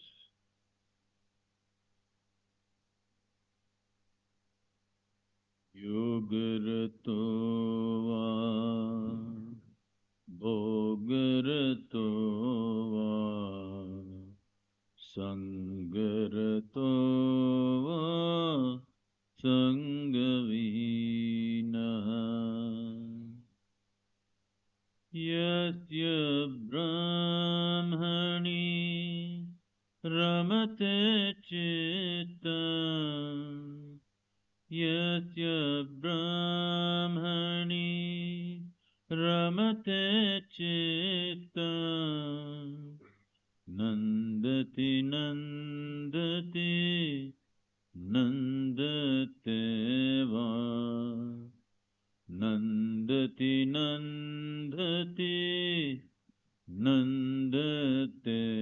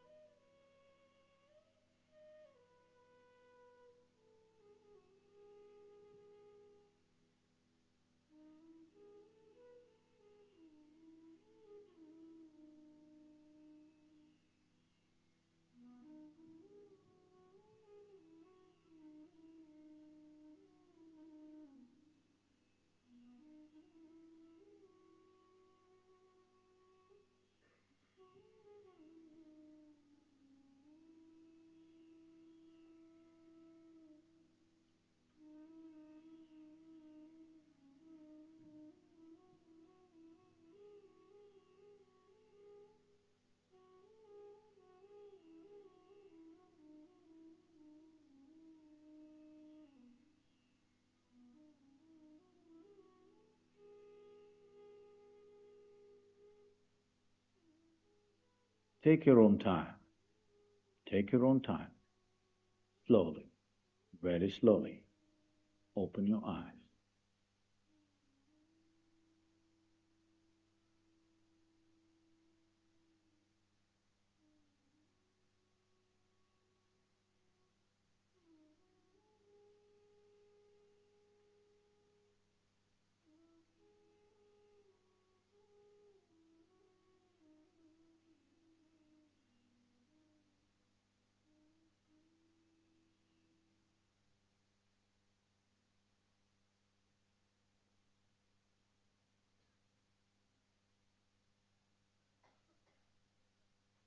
So are you clear that what are all the practices that we learned today?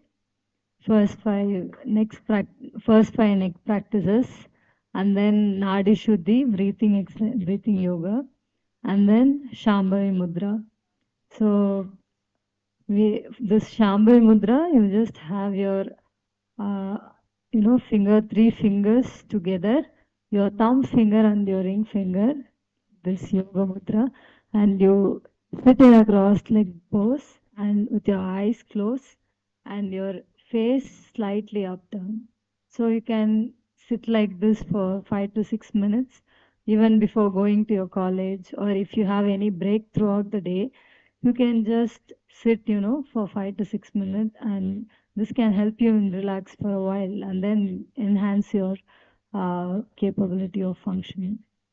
So we have to ensure whenever we do these practices, we have to be in empty stomach condition, which means 2.5 hours after full meal and 1.5 hours after a snacks. Now snacks means doesn't mean 5 vada, 2 tea. Snacks means you had one juice or one coffee, then you can take 1.5 hours break. Yes. So 2 hours gap after full meal and 1.5 hours gap after a snacks.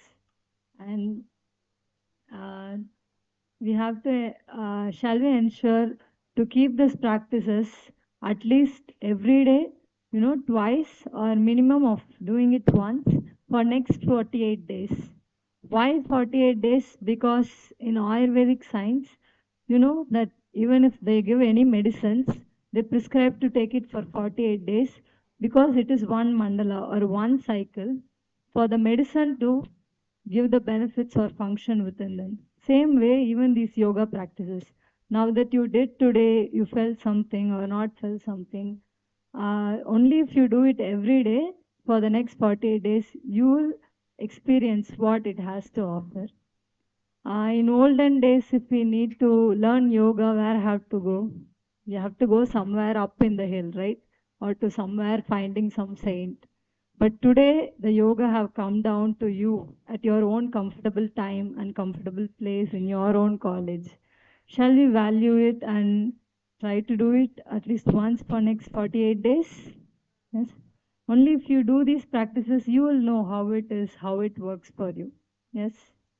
So if you have any queries about these practices, you can download Sadhguru app on Play Store and you can just search for this app for these practices, or you can even search it up on YouTube. And now there is Sadhguru video. Please listen carefully and pay attention not to talk amongst ourselves.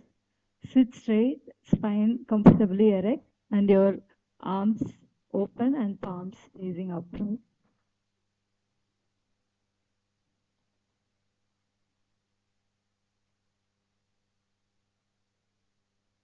See, if two bodies are rubbing, skin is touching, all right? I hold that kind of relationships with people, where my life energy reverberates with their life energy. Those plants which bear fruit too early will never become full-fledged trees.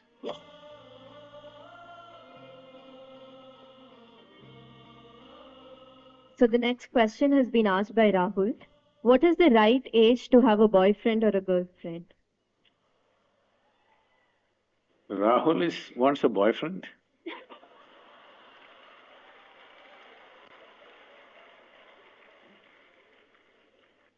It's legal.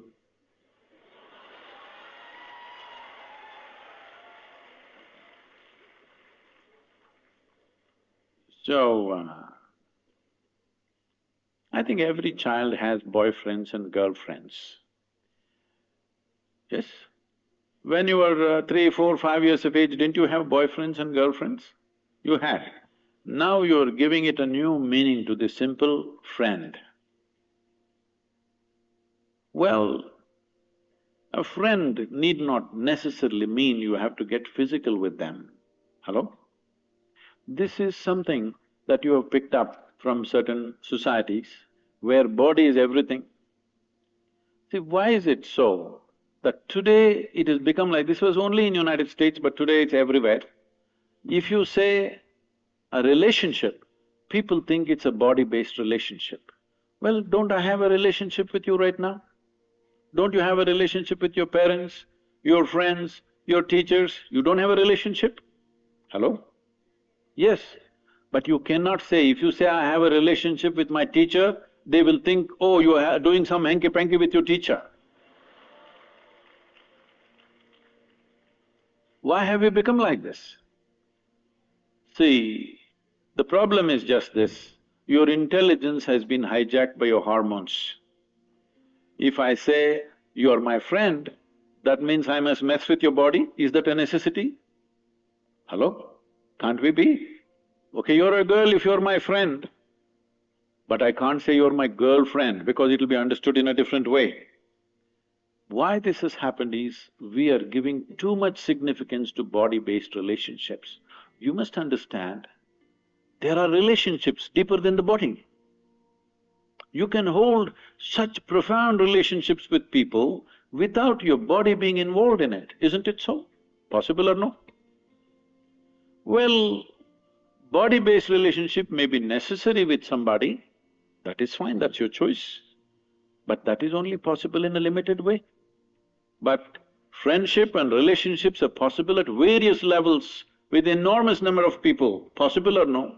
You can hold intimate relationships with thousands of people. I have very intimate relationship. The way I'm sitting here right now, I assume a certain intimacy with you. But if I use the word intimacy, people think two bodies should be rubbing.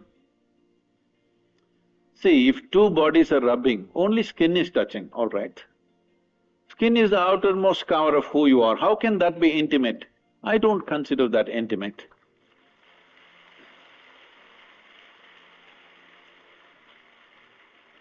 I can penetrate people, not just their minds and their emotion, their very innards, their very life process. I hold that kind of relationships with people, where my life energy reverberates with their life energy. That is intimate, that's really intimate. Body rubbing, okay, it's maybe a necessity at a certain stage of one's life, it's okay. We are not trying to make it right or wrong, it's one's choice. But don't make that the basis of friendship. Why can't you be friend with every girl and every boy around you? Hello? So, essentially you're asking, at what age should I go into sexually oriented relationships. Is that what you ask? But I think you'll be doing a great service to yourself and to the world if you remove this boyfriend-girlfriend business and call it something else. Call them your what? Romance or your love affair or whatever, because friend, the word friend must be released from the body. It's very important. Otherwise, friendships won't happen. Everybody will be like this, because if I say you're my friend, she's afraid. Unnecessarily, isn't it? If I say she's my friend, she will fear, what is he up to? How is he my friend? Release the word friend from the body, it's very important. Let friendships happen all over. Well, body-based relationships happens with another individual, that's different, that's your choice. At what age? See, when you're in education, if you don't take charge of these instruments at this stage in your life, believe me, your own body, your own mind will trip you in so many ways right through your life. You won't ride them, they will ride you. That should not happen. At this stage in your life, let the focus fundamentally be on how to grow yourself to the best possible place within yourself. Don't be in a hurry to live. Living will happen a little later. If you live too early, you will not live too well. Don't try to live too early. I am not a moralistic person to tell you, do this, don't do this. If somebody has such a compulsive need, they can do it. But everybody need not make it a trend that if you're in college, you must have a sexually oriented relationship with somebody. There is no compulsion like that. There is no such rule that it must be so. One can grow. There is I've spoken this before, but I must tell you this.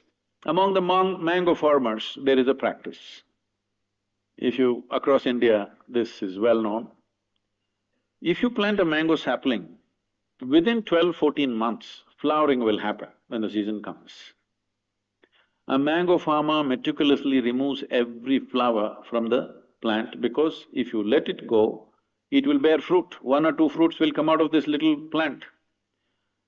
Only those which are not allowed to fruit up to 3 to 4 years will become full-blown trees and bear lot of fruit. Those plants which bear fruit too early will never become full-fledged trees. So a mango farmer has this wisdom, he keeps on nipping off every flower. Similarly, human beings should not be in a rush to live.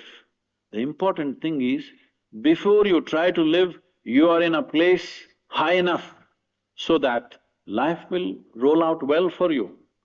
You live too early, then it could become an uphill task all your life. And tomorrow, many turmoils are happening.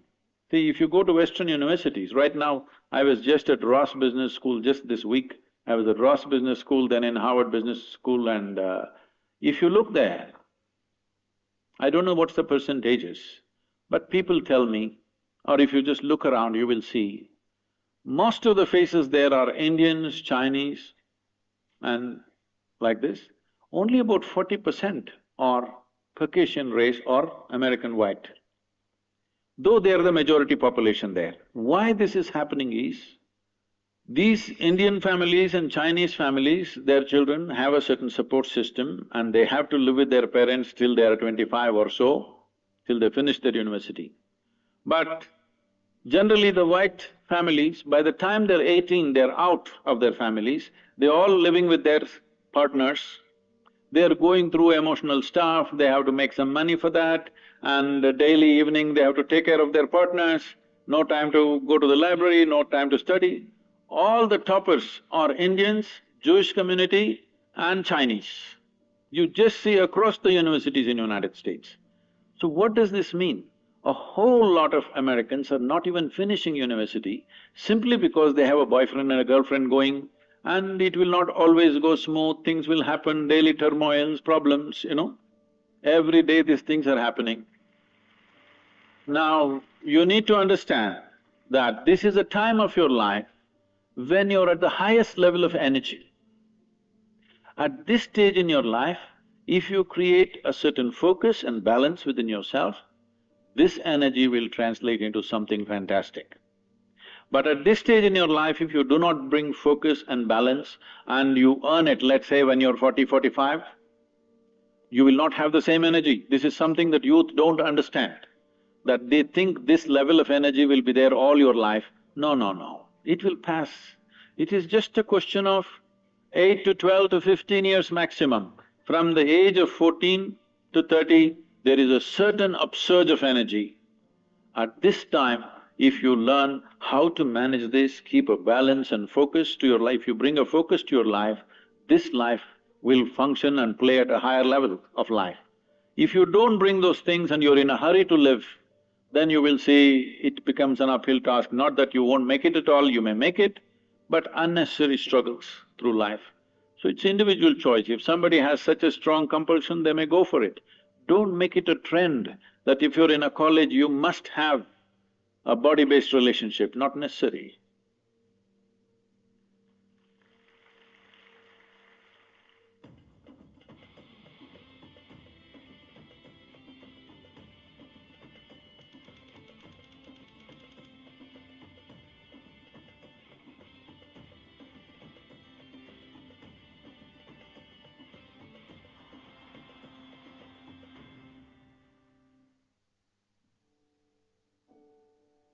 The simple thing is this, see,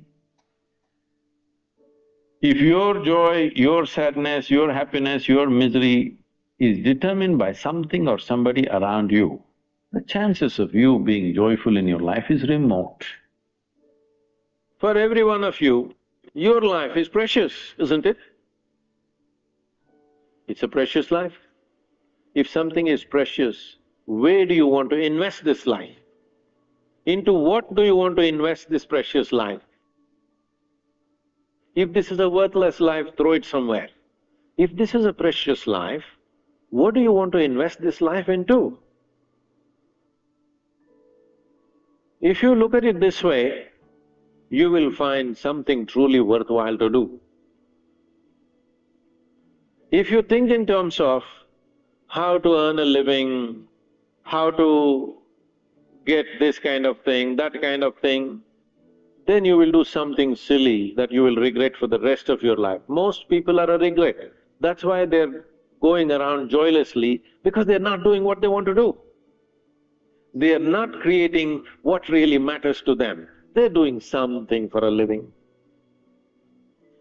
Earning a living is not a big deal for a human being. Every creature, every worm, insect, bird, animal is earning their living, isn't it so?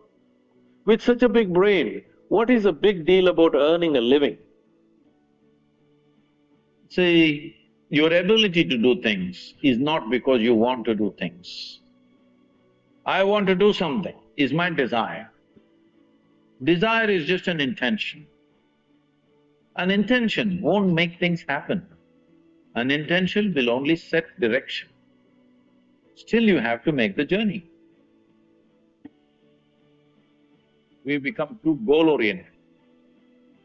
Goal-oriented means we are interested in the consequence, but we are not interested in the process. Process is an end in itself. If you are absolutely devoted to the process, something will come out. But now we are interested in the consequence, not in the process. This goal-orientedness, I want to get there, I want to get there.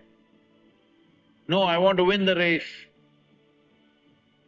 See, if you treat life as a race, if you have to win it, you have to get to the finish line soon.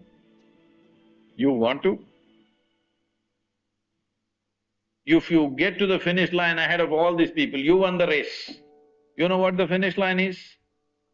We'll be negotiating where to bury you.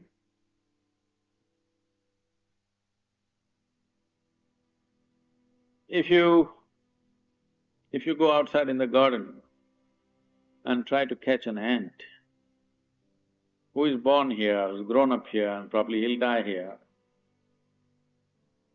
if you try to catch him, he'll say, okay, crush me if you want. Is it so? He'll do everything to protect himself. He values his life, isn't it? Very much or no? tiny little creature that we may not even notice. We may step on him without even seeing him, unfortunately.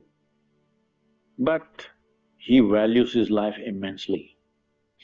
Does he or no? He's got spark. But you, a human being, at least on this planet, you're the peak of evolution, physiologically at least. What the most evolved creature on the planet means is, it has the most complex neurological system and it has the highest level of cerebral capability. That means you can think, you can remember, you have memory. You have a very vivid sense of memory and a fantastic sense of imagination. An ant doesn't have such a vivid sense of memory, nor does he have any great imagination. He has some. But he has a presence of mind about the life that he is living. Because the education systems that you're going through right from kindergarten level is such that it is about everything except you. Somebody is PhD in tourism, somebody is PhD in biotechnology, somebody is PhD in something. Nothing about this. How does this function? There is no attention at all. A human being exists in three times. He lives because of the richness of his memory. The present experience is important, and how vivid is your imagination for tomorrow is very important. Right now the problem is, these things have all gotten mixed up because discipline of faculty has simply 10 minutes. In the 10 minutes, they will look at the watch 25 times. Why? They want to prepone it. You're doing something that you don't want to do, so you want to postpone it. I'm asking, why are you doing something that you don't want to do? No, because if I do this, I will get that, I will get that. That's not the point.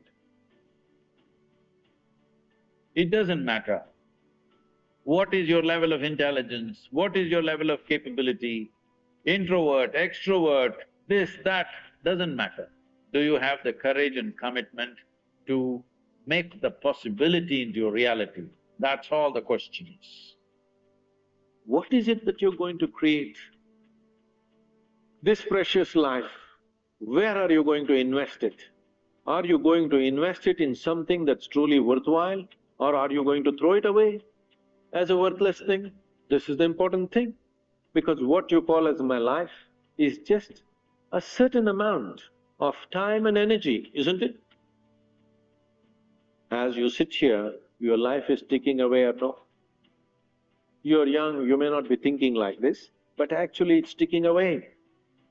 What is ticking away is not time, what is ticking away is your life. So this energy that you call as my life, how are you going to invest it? Because if you're doing something truly worthwhile, it gets over before you know what happened. Only if you're doing something worthless, it feels like a long life. Something that happened 10 years ago, you can still suffer, isn't it? Huh? Something that may happen day after tomorrow, you already suffer. What happened 10 years ago or even 10 days ago, does it exist right now? Does it exist right now? What may happen day after tomorrow, does it exist right now? No. So if you suffer something that does not exist, should we call you sane or insane? Success means what? I made it. What did you make? I bought a house site. You would think that's an achievement. I got a job. I made this much money. It's a very constipated way of looking at life. I want young people to look at it in terms of how we can do something that cannot be done in this lifetime. Oh, what will happen if I don't fulfill it? If you work incessantly and still at the end of your life the job is not done, it doesn't mean you're a failure. It means you had a great vision. That's what it means.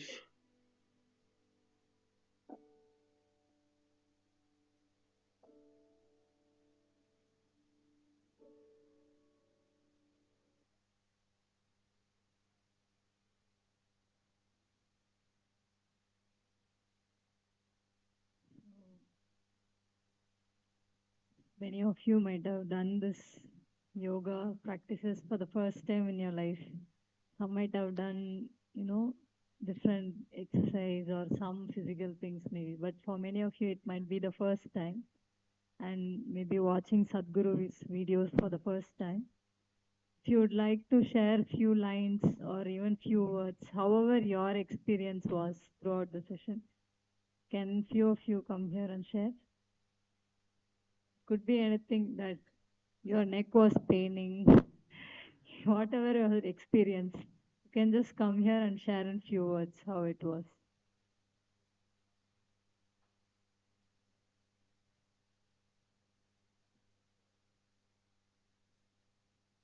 You're just going to share for your friends. However it was within you, you can just come here.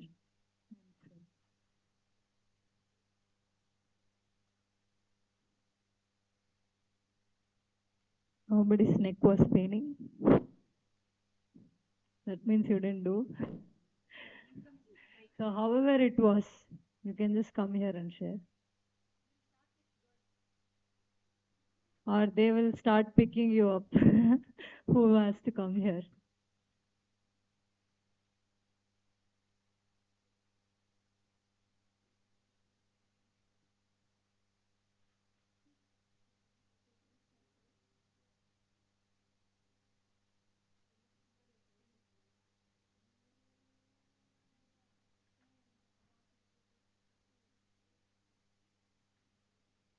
Your experience.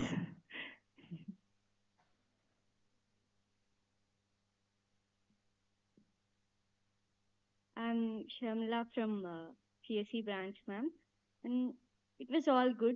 And that last thing, I don't remember, but like the breathe in and the breathe out was sort of relaxing.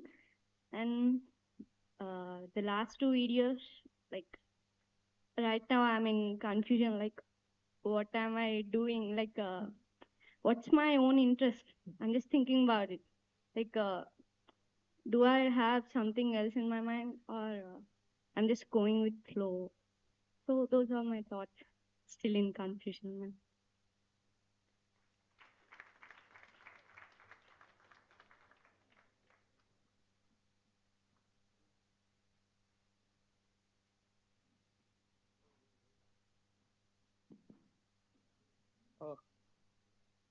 Basic things I learned over here. The first thing that since Sadhguru has told us, as enlightened us in the basic days, our 4 years are going to begin. So it is a very good sort of, he has shown us the way, the right way, so that we can make a good career out of it. That's the thing I learned.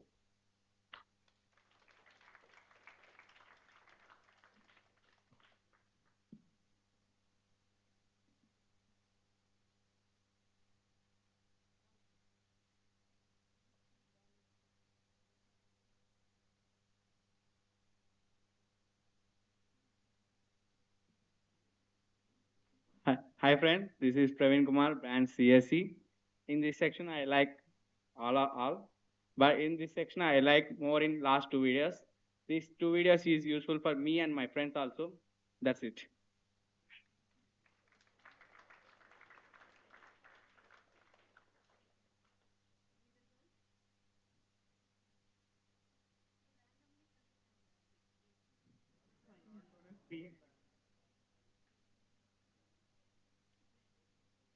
It's fine.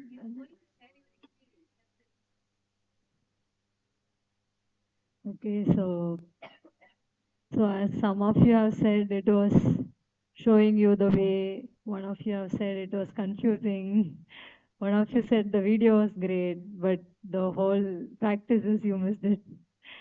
So these practices are just, whatever he's saying are tools that we can start experiencing it. Like to take whatever he's saying as these are the tools to input those things in our life experientially.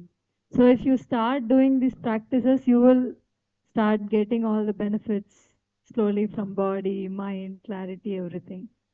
So you can keep these practices, and if you would like to take a deeper step, there is inner engineering on the website and even in the in your city.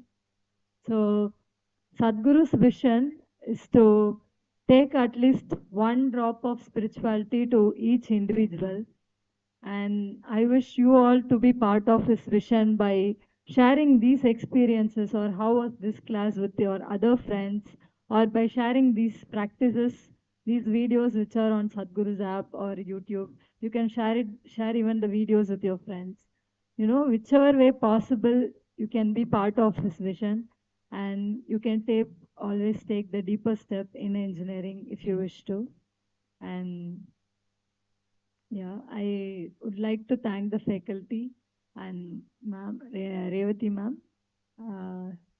My heartfelt gratitude on behalf of Isha Foundation. And all of you, no matter what, you were all, focused and was staying up throughout and with more involvement. I hope to see you all for the next, more like Yoga Namaskar session with more involvement. And thank you. Namaskaram.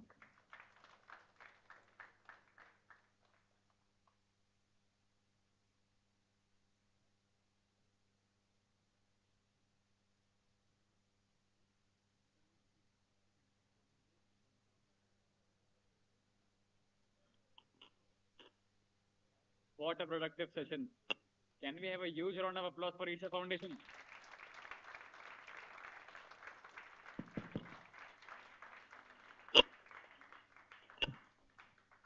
The beautiful yoga marks the end of the day. Thank you, ladies and gentlemen, for joining us today. This ends the 4-day orientation session for first years. Thank you.